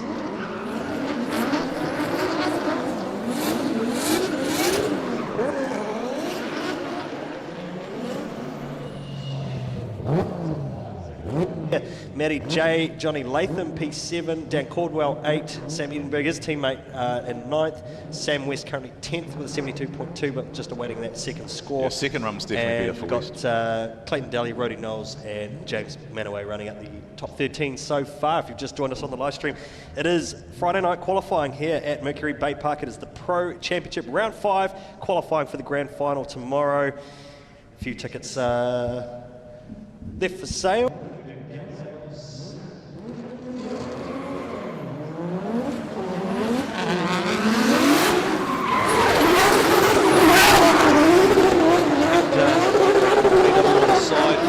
Season for Jordan, and that was nice there from Jordan Joyce. Dragged the big wang gang all the way along the wall there, and he's flown pretty nicely through this run here. Can he? Oh, Jordan Joyce, that one. I'll take the blame for that one. Jordan Joyce was looking pretty solid there, but maybe just put off a little bit more than he needed to. Got a little bit wide there, put the wheel on, but this is a nice soft run here. Smoky, nice and flowing. Not too many corrections, so Jordan Joyce will want to just tidy that one up, and if he can stay on the track and run just inside that line, he was sort of the opposite of Sam West, right? Sam West was probably 30 centimetres inside where he should have been. Jordan Joyce was, yeah, probably a little bit over that. Sam West, P6 was a 90, so he bumps up into P6. It's a decent effort there for Sam West. I feel like Sam West is just, he's on the cusp, isn't he, of that breakout result here, and it feels like Baypark would be the right place. Yeah, hometown advantage. Yeah. Home crowd, home track. Hometown. Well, so we've had this.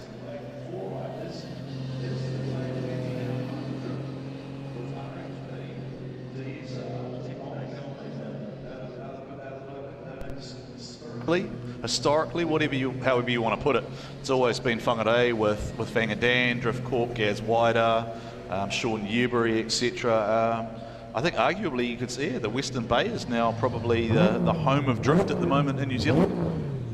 Although conceivably Brisbane may be the home of New Zealand drifting for the next 12 months, depending on how things play out. If Luke Fink kidnaps our trophy and takes it overseas. Is it allowed to leave New Zealand shores, or does it have to stay here? I don't know. He's got to have possession of it, Yeah. but he's got to come back with it and hand it over. Or just, wow, he's been driving for JDM, so maybe JDM will caretake it here for him. All right, so running through those results again. Ethan Faithful, 93.4. Cole Armstrong, 91.8. Calvin Clark, 91.8. They are separated by second scores, whereas Usai Akiba, 91.3. Alex Griffin, 95. Sam West, 90. Matty J, 87.9.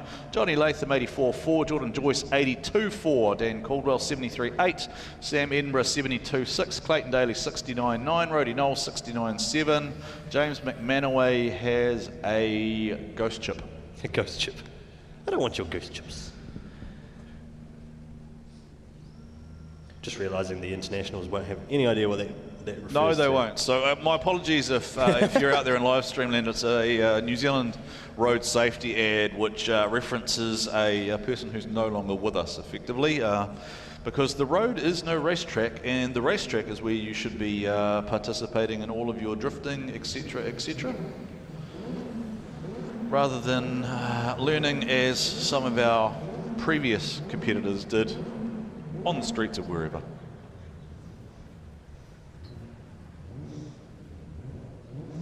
Jordan Joyce about to have second run.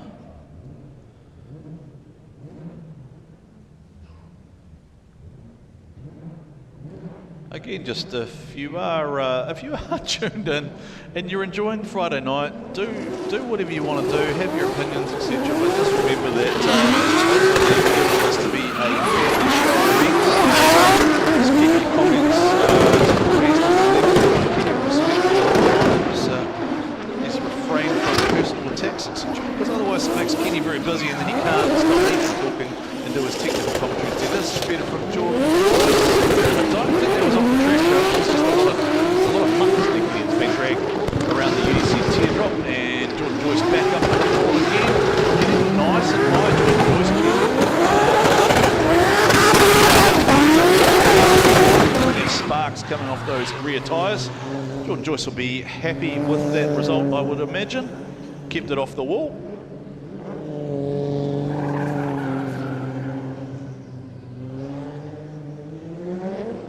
I feel like Braden Mair could get wild. I watched some of his earlier practice laps, and he ain't too afraid of just throwing that.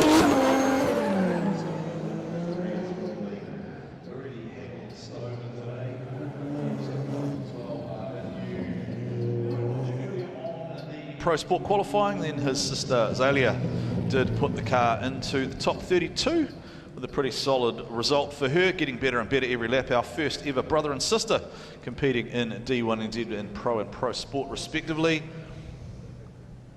All about different kinds of things here, Kenny, happening. Waiting for a father and son, actually. I'd quite like to see a father and son compete in D1NZ, or even a mum and daughter. Braden Mair first one.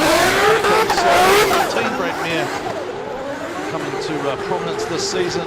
He's been inside the top 4 already, Kenny. He's had a couple of pretty solid qualifying results. Obviously came onto our radar with a very solid performance at Mad Mike's Sunday. Some problems there, front end waiver for him, which is going to see him mark down as he comes through the EDC teardrop. Back along the Retco wall ride he'll go. You can see where those markings have been painted on the wall there, Kenny. I can't work out how the drivers can see those. Yeah, they do have the lights set up there as well to try and help the line up to the wall, because the wall is white and you got the white smoke on the return. It's really, really hard to actually see where that wall actually is and where you can put the car. So sometimes there's a few little reference points that get used. You'll see the big painted X on the wall there, and then the other side angled lines going in there painted on the wall. You'll see the lights on the return actually face as they come back around, which is also where race control can red flag a session if coming back on the return there's a car stuck in the wall.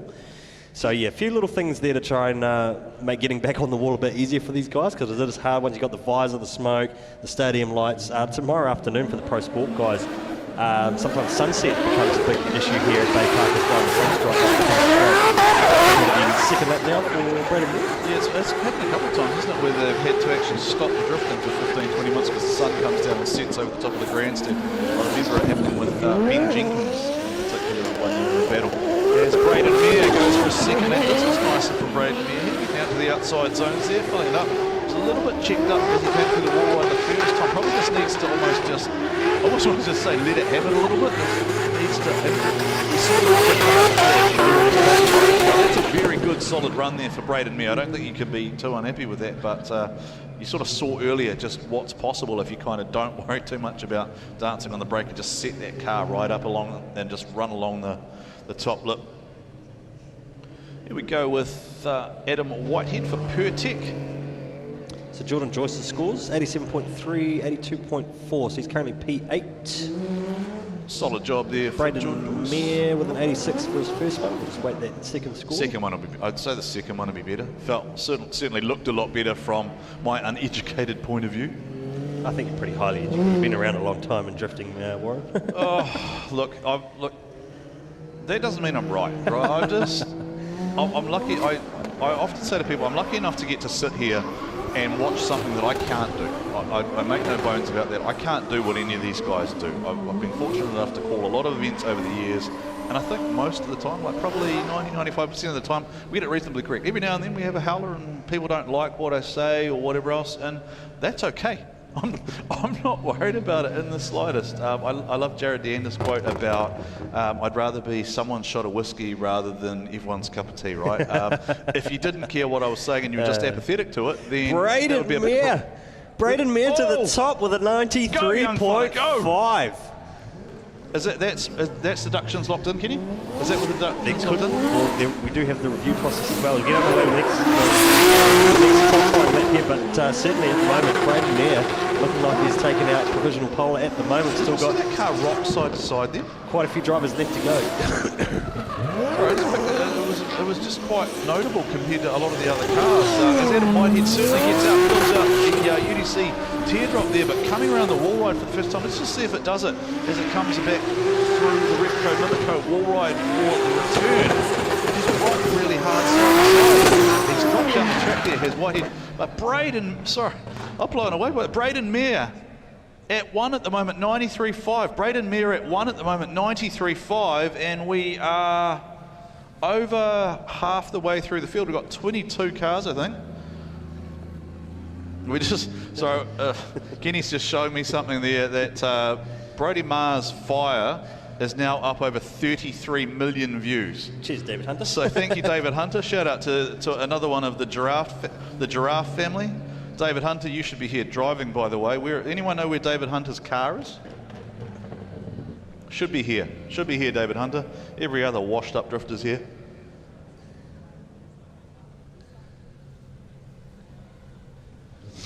Washed up or gone fishing? Probably fishing. Everyone seems to be fishing. Shout out Gary Wider, by the way, who's probably tuned in somewhere. Not a big fishing fan. You're not? Oh, certainly. No, yeah. See, I don't have any interest in it whatsoever. I don't have the patience for it. I'm very much a mountain fan. Sit on top of the mountain. A little bit above. Next lap here for the Pertec machine. See, that's Adam what White, I was talking about. Just interested in the way the different cars ride the bumps on through the first part of the wall ride.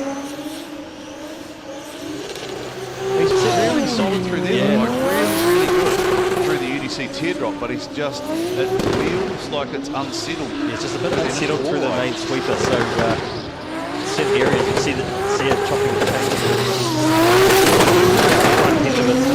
paint. Bouncing a bit. Yeah, I talked to Adam. Adam was a bit like Dean. I mentioned earlier on the broadcast that Dean Young was quite grumpy after Manfield. Adam was a bit like that too. He did you know what actually happened to that car at Manfield? The reason it shut down?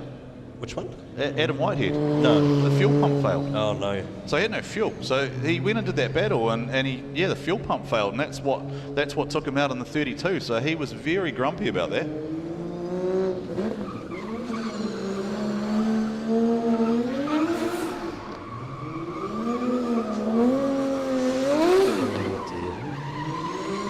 Okay, Michael Thorley coming up next.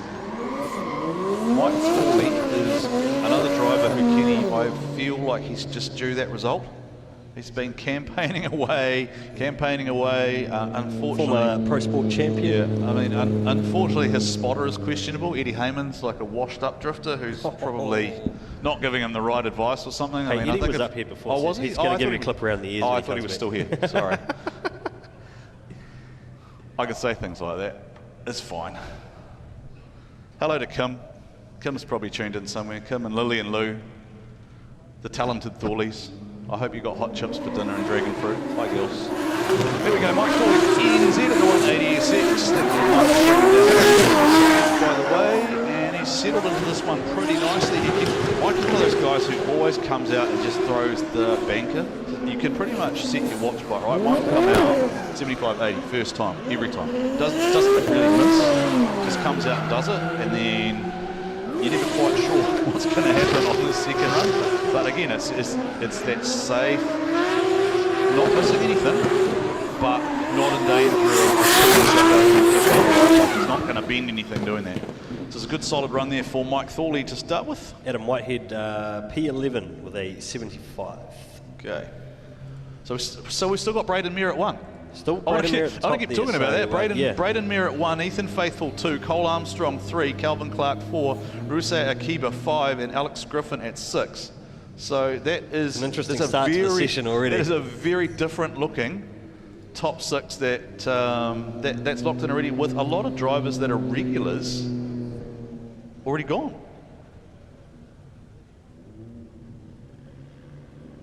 I am a little bit disappointed that that Kim isn't driving here, but that's okay. I know that they were looking for a sponsor for her to come here, and there has been some discussion around her possibly driving the pro car next year, Kenny, which I think would be quite exciting. Haven't seen a pro female driver since Jodie Donovan. Yeah, Jodie Donovan, local, obviously local Tauranga driver. Bix Bennett. Don't think she wants a pro. Oh, I like it. Yeah. Here we go.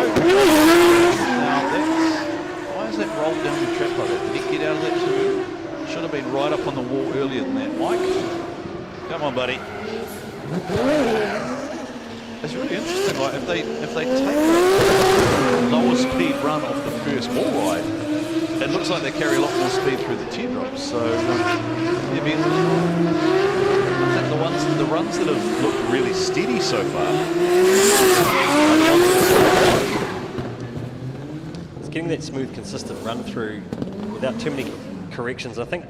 Okay, now things are going to get wild. Well, just as I say that, here's a guy that certainly can drive a car. If that makes sense. I know it just sounds just funny, just saying, oh, he's driving a car, but.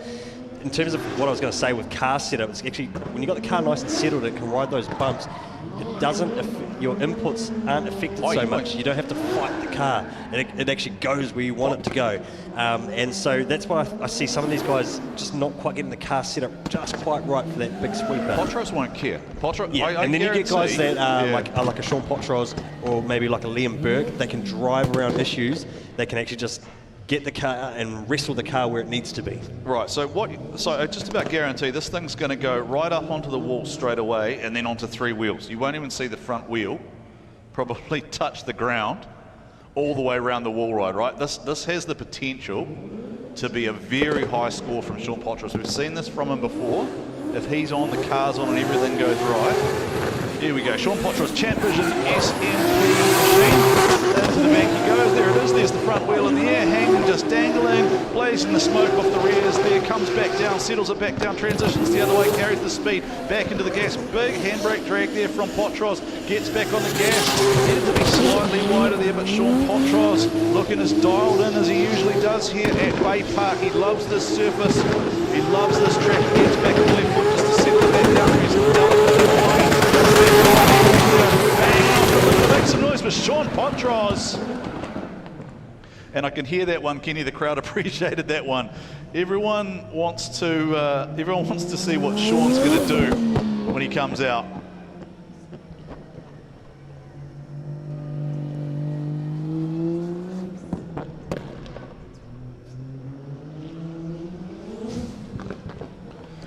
How precise was it, Kenny, is the question. How precise?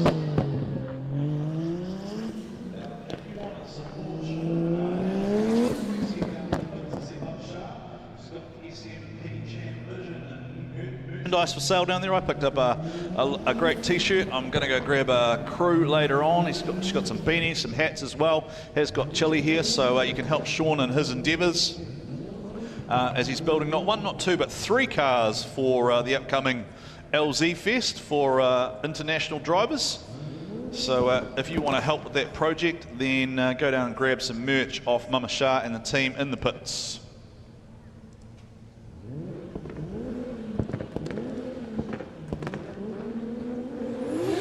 There are no... I always feel with the amount of limiter Sean Potros produces. Here he goes, settles back down to it. There is that front wheel dangling in the air again. Big smoky run from Potros along the Repco wall ride. Transitions it nicely. This time he's looking smooth. This time it's football flowing. Less handbrake that time. Kenny still out on the outside of UDC teardrop. He had to make an adjustment there, tried to move the car out wider there to fill up that outside zone on the transition. Back on the Repco wall ride, he comes there, that there again, and the rear of the car is somewhere in that tire. It's absolute fighting. Sean Potros, the entertainer. Double on the angle. What a run from Sean Potros. Now, I'm not... So currently I'm not gonna P3 lie, with a 90. I'm watching Sean Potros. I don't think he's going to kick number one for that, just because... He's currently P3 with a 92.1, so we'll see what that second score comes out as. And to the top, 96.5, Sean Potros. Oh, So there could be is it some... gonna prove me wrong? There could be... Well, that's 3 It's points provisional. over. There could be some slight review in that. They've got the review process as well, so just in case they miss anything. But currently, provisional poll, Sean Potros from there it is. There's the review. So So there's going to be an yeah, adjustment there. 92.1. So he's back down to, well, no, the second score isn't through, so... No, so we Currently go under from review. wild to wild. Kurt Blackie.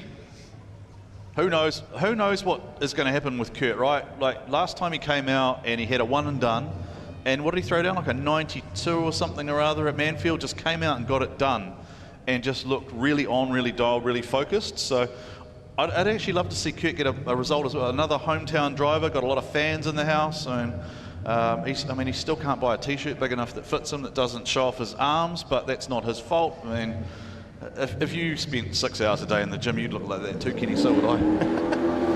There it is, Sean Potros, 95.6. Wow, well done, Mr. Potros. To wonders push, Kurt Blackie up and in the wall.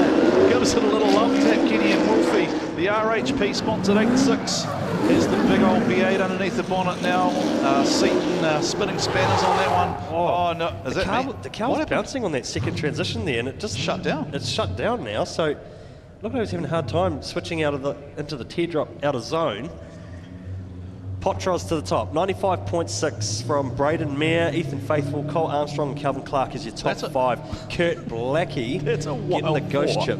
That is a wild top four, yeah, right? yeah. Like that's a big shake-up to where I expected it to be. I do appreciate the fact that Cole and Calvin haven't really driven this season. Like I think they've done some drift force days, but they haven't done a D1 round. I haven't seen them at MSC. I'm not sure if they've been doing Matsuris or anything else, but the old fella Cole still looks like he knows his way around Baypark, and Calvin saying, "Hey, I'm here with you," because they got identical scores, right? 91.8, and they're separated by second runs. Calvin's been doing some driving in Japan, hasn't he? Was he? I Did he think go so. to?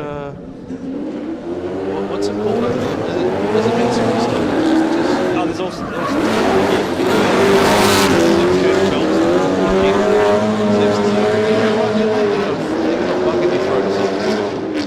that's a throwback. That is a throwback. That's amazing. That car's bouncing so hard. Yes, the front is a bit of front end bounce, which is upsetting them. Getting the thing steered into certain places. So Bounce that again, maybe. Let it bounce that again. even just bump like the steering.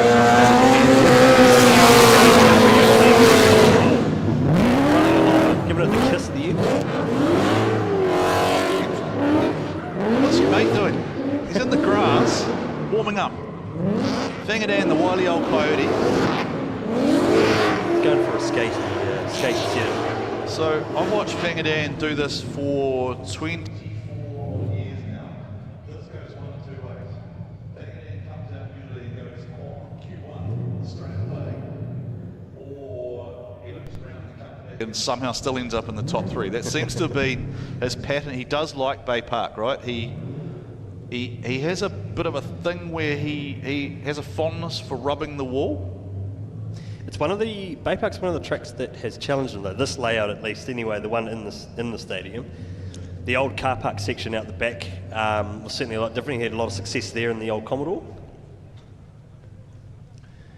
But getting a handle on the left-hand drive Mustang around the concrete jungle has always been kind of a challenge. Well, he's always said, right, but he's not shy off. Yeah, and he's always this is what we're talking about. He's in the wall.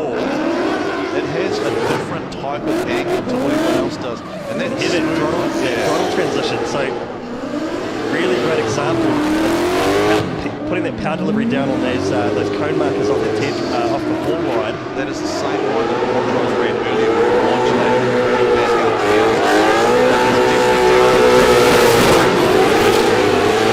the Pretty solid lap there, like overall pretty tidy. Oh, it's That transition, I think, would have be very got surprised him if it's some not over favours 90. from the judges. Very surprised if that's not over a 90 for Fanger. Just the way that he started that lap and the way he got that car through the teardrop, the only thing is just not fully coming back around. So this car's still carrying some battle scars from the last concrete jungle round, actually. how good does the other car look, by the way, down there? So you can only see that if you come to Baypark. The Pro car is on display here with the new S650 kit. I think it will be on display at LZ World Tour. Okay, right, okay. So that's why it looks pretty. Even better if you could take it out for a few laps. Wow. Because we haven't seen that thing. It's a monster, that car. Singing anger. Yeah, the second car, which was the ex-Vaughan Gittin Jr. Machine. Now, have we got a score there for Fanger yet? I'm curious to Not see where yet that locks in. on the board. Did that just... No, not quite there yet. Where did Kurt Blackie land? So Kurt Blackie, 18th. Oh, 43.9. So he got real hard done by there. Dan Woolhouse, 91.2 for his first run. Wasn't a bad guess, was it? Get it right. Let's see what he does this time. Here we go. Take it in.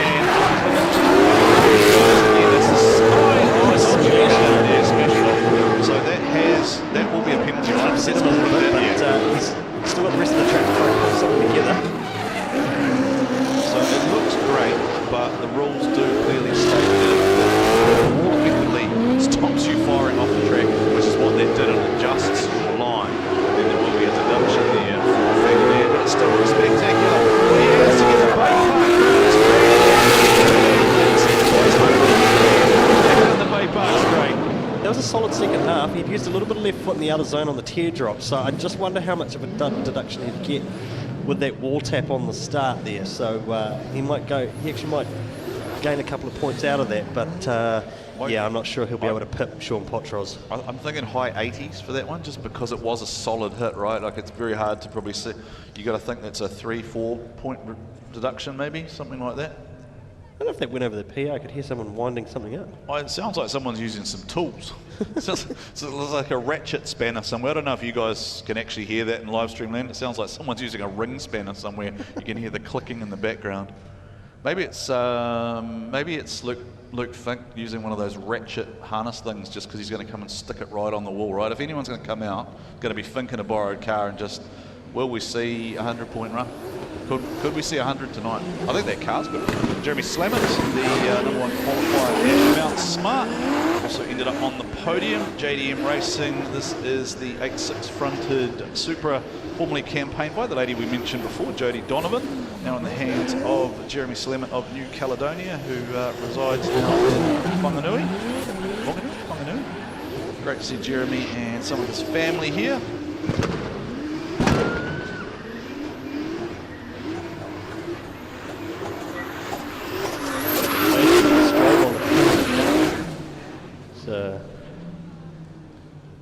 Yeah, apologies. You wouldn't want that does give chasing you down the highway, would you? Well. So that's an interesting point that you just bring up there, Kenny. As our technical advisor, you can't actually have that light flashing, can you, as a strobe in the chase position, because it would be deemed distracting potentially to your opponent. There are certain. Yeah, I don't think you are allowed the glows at certain. But you can't have it doing that. Yeah. Well, one thing we used to look for was some of the underglow stuff is actually controlled by a mobile app. And it has to be. Change it, yeah. Essentially, it's in good faith to everyone to actually change it to a colour that isn't red or yellow, simply because we want to know that the car's not on fire. Yeah. All right, Jeremy Slammett, second run here. Out on the wall for Jeremy Slammett, gets on the gas. Similar type of entry that we saw from him at Mount Smart. Jeremy Slammett certainly not afraid of those 4-ton concrete wall barriers. Jeremy Slammett transitions out to the outside of the UDC teardrop there, runs nicely along the outer edge there. Needs to drift it, yeah, gets it out to the full extent of the teardrop there. Does Jeremy Slammett for JDM Racing in the 2JZ Supra. And he will transition around the wall ride. This is a great run here. Jeremy Slam it in. Your hands to the Baypark.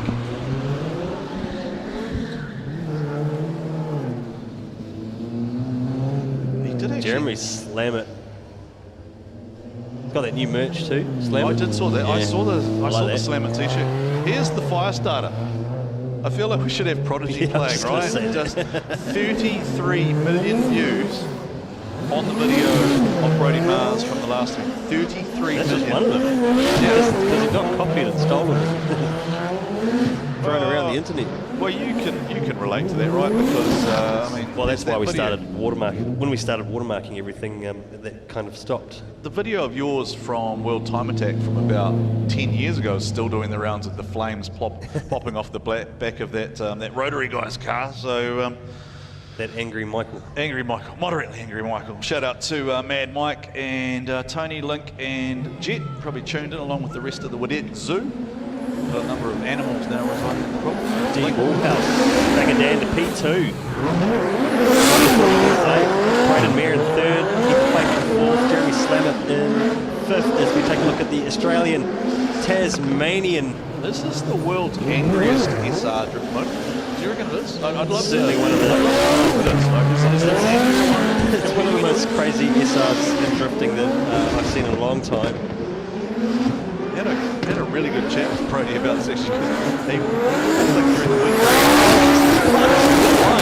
This car's got so much pace. he was asking during the week which car people wanted him to drive at World Time Attack, and he wanted to drive the what he calls Toretto, the Dainham Templeman 2JZ RX-7, but Well, that car fan- probably yeah. would suit Sydney Motorsport Yeah, Park. but overwhelming fan vote was for this car, the SR Plenty. This is what they people wanna see it in This is what action. they want to hear. Yeah, so the ex-Dainham Templeman machine is over in Australia now, lives over in Australia. I think it is due back though, because I think it might be over there only on a temporary car name.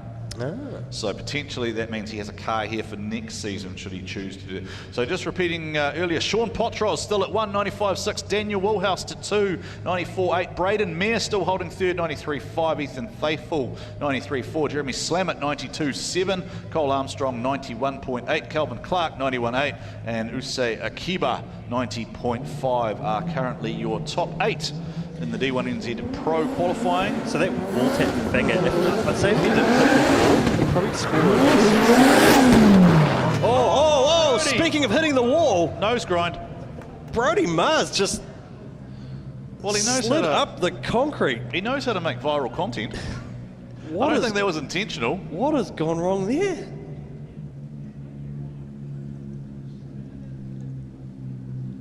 Did it shut down on him So or just something? looking at a replay here. Oh, he's just tagged. Yeah, he slid up. I'm just watching the DSO replay to the corner of my eye. But yeah, he was just wide. It didn't. The front didn't come around. The rear didn't go around. So the car didn't enter. No, it's just slid straight up the track and done a nose grind all the way along the wall. He knows how to make things hard for it's himself. understeering and tightened up on him. So yeah. Weird. So recovery crew will be having a chat to him. They'll probably just have a quick, because that was a bit Well, of a hit. the good part is he got a score, right, for his first Yeah. one. So, It's always protocol to check on the driver. wow. And at the moment, without deductions, Brody Marshall is equal first with a 95.6. He is equal first with a 95.6, but that runner's only going to get a 1. So Sean Potros' second score of 92.1 keeps him in first at the moment. Now the question is, are there any further adjustments, deductions to come? Or does Brody Marshall sit in second at the moment? So these are all important factors, Kenny, because we haven't really talked about the championship chase, but there is a very active battle going on at the moment for first Kiwi home and the rest of the season podium, right? Like, we haven't really talked about Brody Marshall, Daniel Woolhouse, Adam That's right, Davies, and Dave Steedman. You've got a number of wildcards competing this weekend as well who are out to take scalps. They just want to get battle wins, maybe steal a trophy or two. And you've got the championship fight with Luke Fink leading the charge. But yeah, who's going to be the first Kiwi home? And the likes of Team DSR have had a solid sort of team effort over the course of the season. They had a couple of poor results and a few. Mount Smart hurt Adam Davies. Yeah, and that hugely. was just down to mechanical. You know, that was just issues with the car. And that's got to be gutting as a pro driver as well, or any driver really, is when the small little things go wrong, and it's a mechanical issue that takes you out of the fight. So we must only have 4 cars left, right? We've got the 2 Team DSR cars. We've got Connor Heligan and Luke Fink. That'll be it. So there's only 4 to go, and then we'll be locked in. And the number 1 qualifier will, of course, win $500 in cash, courtesy of UDC, Lightning Fast Loans, 0800 623 623, your asset financier. UDC providing asset finance for over 86 years to New Zealand businesses. So if you want to talk to the team, 0800 623 623. Sponsors of the UDC Teardrop for this weekend and providing $500 in cash for the number 1 qualifier. And of course, the number 1 qualifier for Pro Sport, Kenny, wins a $500 voucher from Decal City. So a $500 voucher from Decal City. And that was, of course, Blake. Was it Blake again, wasn't it? It was Blake Miles again, coming through at the very last moment. We thought Jordan Richards had it. He's been Blake Miles, 5 of 5 for the season. Professional, what do you call that? You've got to come up with the qualifying specialist so far on his debut season. Yeah, he did one Surgeon. round. Yeah, he did one round last year. I'm just trying to think back if anyone else has done the 5 of 5. I don't. Did Case PB do that? When Case was Pro Sport, did he qualify? I feel like he had one. You guys definitely did had a a round lot of in like a typhoon at Taupo. He had a lot of strong qualifying results. I'm not sure he had a lot of round wins. we have to check his qualifying scores. Right, here we go. Adam Davies in, of course, the Unicorn. He has gone from the 20B car back into Old Faithful. The 15B car. Adam deciding after earlier practice that he didn't want to compete in the 20B car, and he's gone back to the car that this car has won here before, Kenny. This car has claimed the silverware, and I can confirm as well that Team DSR... Okay, so Case got 3 out of 4 that season. I appreciate you researching that for me. That's thanks to Nick Hoyle, our commentary partner, who's at home watching from home this weekend. Shout out to Nick and the family. I hope Bubs is doing well. I reckon Nick's got the phone in one hand and the baby in the other. Let's see what Adam Davies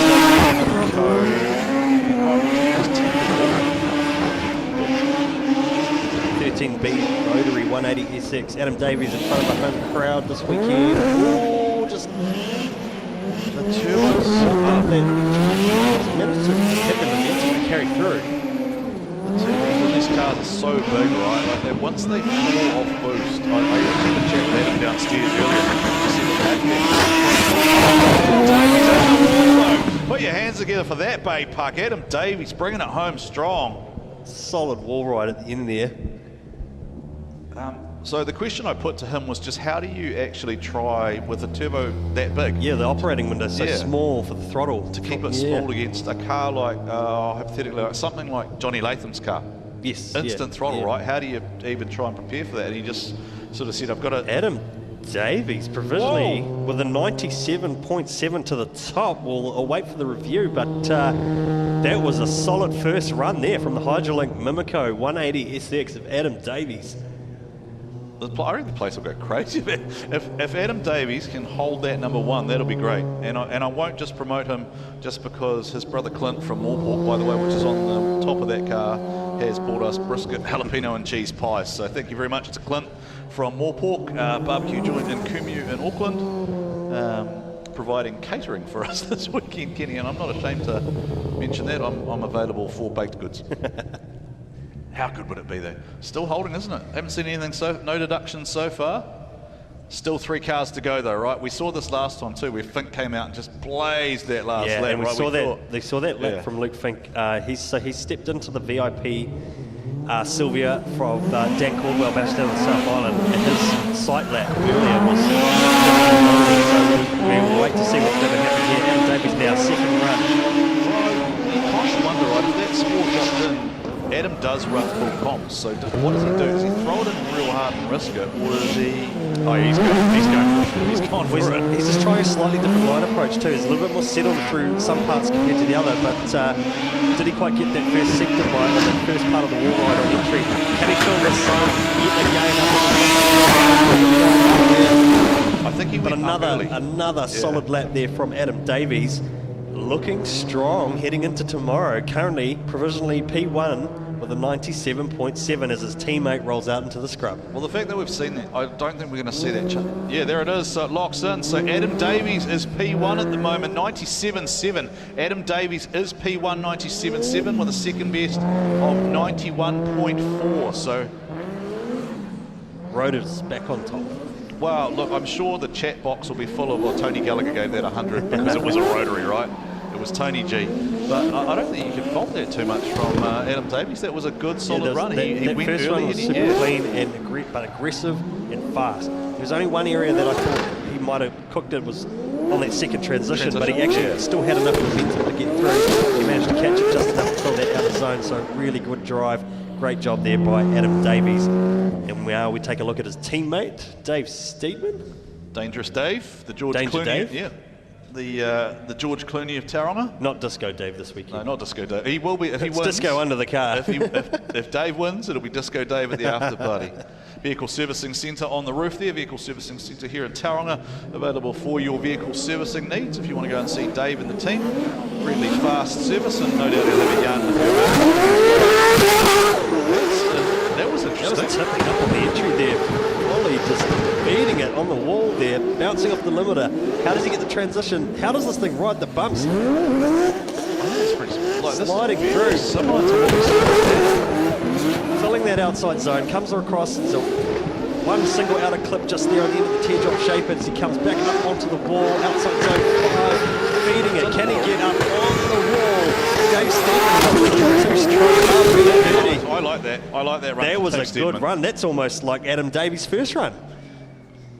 It was the way it laid up though, and it started making tyre smoke so quick. It was very similar to the way Sean approached. Just the way that it tipped in too. Like the front of it just tipped right up, and he just put the power straight down.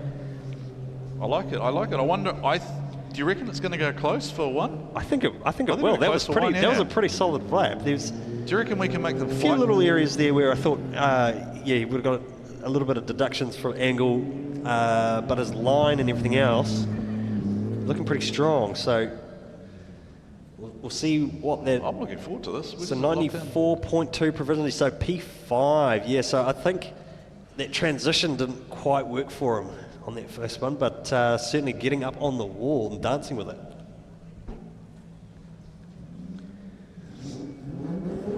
What's he going to pull out of the bag in the second run? Probably more of the same. David's got those scoops very similar approach and strong. Makes it really hard to battle. Very consistent. Probably it's that James Dean kind of like approach. Very clinical, very smooth, controlled. I think that's the bit there is. Yeah, I thought it was a little bit more aggressive. He had to use a little bit more handbrake than the first lap. Filled that outer zone. I felt like the car wasn't as tight on entry this time around, but that could be that second lap tyre dig that we talk about sometimes. And now back up on the wall. Has he done enough? He's got the hand out the window. He is loving that one, but is that enough to pip his last score? I don't think he's as deep in as Adam and Sean were. Like on the return wall ride, he's probably the 15-20 centimetres off, whereas I think the other guys are that 5 to 10. I think that's the only real notable difference. Now this is Justin Patterson car being driven by Connor Heligan. So this is Justin Patterson's car that he did rounds 1, 2 and 3 in, and it has been loaned to Connor Heligan. Connor Heligan, I know Kenny, if you're a follower on social media of Connor Heligan, the boys were at the RHP workshop last night. Yes, there was some drama there for the Well, I think the they Heligan S14. So my understanding is basically they killed it, and then the RHP boys had the motor out while Connor's boys went and got everything they needed. And they got it back together. Yeah, it was the cam teeth. Yeah. So let's see what happens here for Connor Heligan. Dave Steedman, P4, 94.9. Taking up Connor Heligan, your last round winner, stepping in behind the wheel of the MTF Finance S15. Good to see that car back and competing as well. Awesome for Justin Patterson to load in the car for the weekend. Steps into the role of car owner, very speedway-like. Fitting at Baypark for Justin Patterson and his team to be seen his MTF average machine out there doing all the right things. They've driven that car before. That was solid, Kenny. That was very good. I suppose S chassis setup, it's got the JZ under the bonnet as well, so a little bit of a crossover there. little bit similar in some regards. But of course, every driver has a different setup and uses different settings for the suspension. Especially steering is such a big one for drifters. Is getting the right steering package right, and I was actually talking to Keske earlier when you were getting a drink, and he was talking about the front end on his 86, which surprised me as well. So yeah, it was great to have Keske here too on the commentary, and we will have him do some more tomorrow. He is of course on pit duties along with Stephen Kybler, so he will join us briefly tomorrow. It's great to be action and what happens in the pits, because we've seen here before, Kenny can get pretty frantic down there. Watch Heligan second run. concrete jungle gets active at night. I'm really surprised that we haven't actually seen more contact.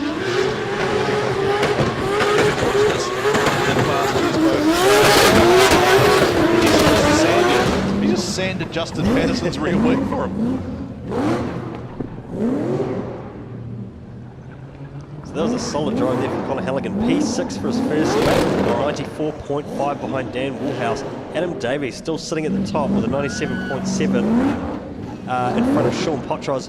We're now down to the last one. Does Fink do it again? Does Luke Fink come out and grab another 14 points towards his championship tally in the borrowed VIP car of Dan Caldwell? We know this is a 427 LSX. It's got plenty of power. It's got plenty of torque. It torches those rear tyres, Kenny. Let's just see what Luke does. I don't even think we'll call it. Let's just let it see. When you think supercharged V8 S15 setup, that's pretty much as similar as you're going to get in the field at the moment to the car that he did start the season in. So this is going to be real interesting. Let's just, let's let us sing. Why not?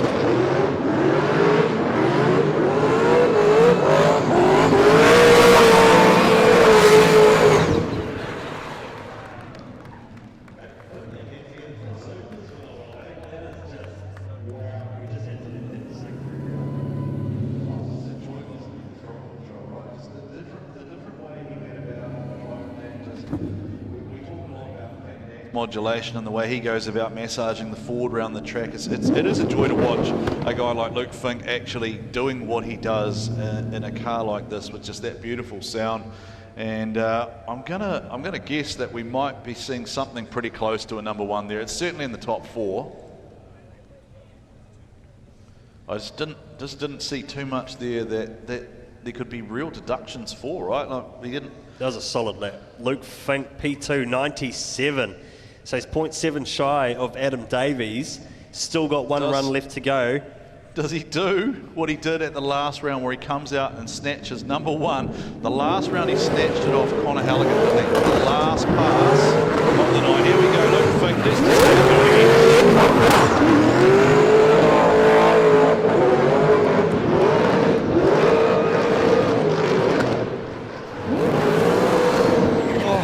Massive transition.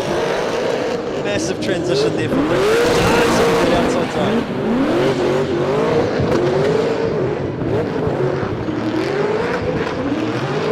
He's up the track so much. Oh, sparks of flying. Run in the VIP. S15. All right. Dan Caldwell. Well, is that going to be number one, Kenny? So Dan Caldwell will be watching that and going, man, that was good. Luke Fink. Does it go 99? Does it go 99? Yeah, how much of the wall did he use? Well, that's what I'm wondering, because he did fold it a long way up, and the judges did say it had to, like, on it is okay, in it maybe isn't, but that's not up to, like, I don't know, let us know. Luke Fink currently sitting P2 with a 97. Adam Davies still at the top, so we'll await this last score to come through, and that will wrap up our qualifying efforts here tonight here at Mercury Baypark Stadium. Yeah, we'll be back on here from 11:30 tomorrow, Kenny, with the Pro Sport Top 32. Of course, plenty of action to happen in that Top 32. Yeah, no, that's what I thought was going to happen. He's actually set another 97, so I think he just used a little bit too much of that wall, and he got marked down for that. So Luke Fink backing it up, 2 97-point scores, and is currently P2, but it is Team DSR's Adam Davies taking pole position with a 97.7. Right, so all results considered provisional until approximately 15 minutes after the close of qualifying, but at the moment it is Adam Davies 97.7, then Luke Fink 97, Sean Potros 95.6, Brody Marshall 95.6, Connor Heligan 95.5, Dave Steedman 94.9, Daniel Wilhouse 94.8, Braden Mair 93.5, Ethan Faithful 93.4, Jeremy Slammett 92.7, Cole Armstrong 91.8, Calvin Clark 91.8, Usay Akiba 91.3, Alex Griffin 90.5, Sam West 90, Matty J 87.9, Michael Thorley 87.5, Jordan Joyce 87.3, Johnny Latham 84.4, Adam Whitehead 84.3, Daniel Caldwell 73.8, Sam Edinburgh 72.6, Clayton Daly 69.9, Rhodey Knowles 69.7, Kurt Blackie 43.9, James McManaway with a 1, and those are the 26 drivers who have lodged qualifying scores, which by my calculations means the top 6 will get a bye into the top 16. Everybody else will do battle into the 32. So congratulations at the moment to Adam Davies, your provisional Q1, winning $500 from UDC for being qualifier number 1, and a stellar effort there from Luke Fink coming home in second. Big thank you to everyone tuning in on the live stream today, and everyone here at the track enjoying some Friday night qualifying here at Mercury Baypark. We're getting set for the grand final tomorrow. It all goes down at 11:30 New Zealand Standard Time, and if you're tuning in around the world, and if you're joining us here at the track, gates open at around 11, I think. The Pro Sport battle's getting underway about 11:45, so it's going to be an awesome day tomorrow. A big day of battling. It is the grand final. It's going to be all on tomorrow. We're going to crown 2 class champions for 2025, and I'm really looking forward to it. We're going to flip a monster truck. Yeah, we're going to flip a monster truck. So at 5:40 p.m. tomorrow, we're going to try and flip a monster truck. There's going to be a car show here as well with, I've seen the entry list, there's about 100 cars registered for the hard park here. The monster trucks, there's plenty down there as far as merchandise available from a lot of the teams, so you can grab a t-shirt, a hoodie, a beanie, a cap, whatever floats your boat. There's some Japanese products for sale as well, courtesy of Keisuke Nagashima and his team. So look, Kenny, been an absolute pleasure calling with you once again, my friend, and Keisuke did a pretty solid job adding some Japanese flavour. We'll do it all again tomorrow evening. All right, see you soon.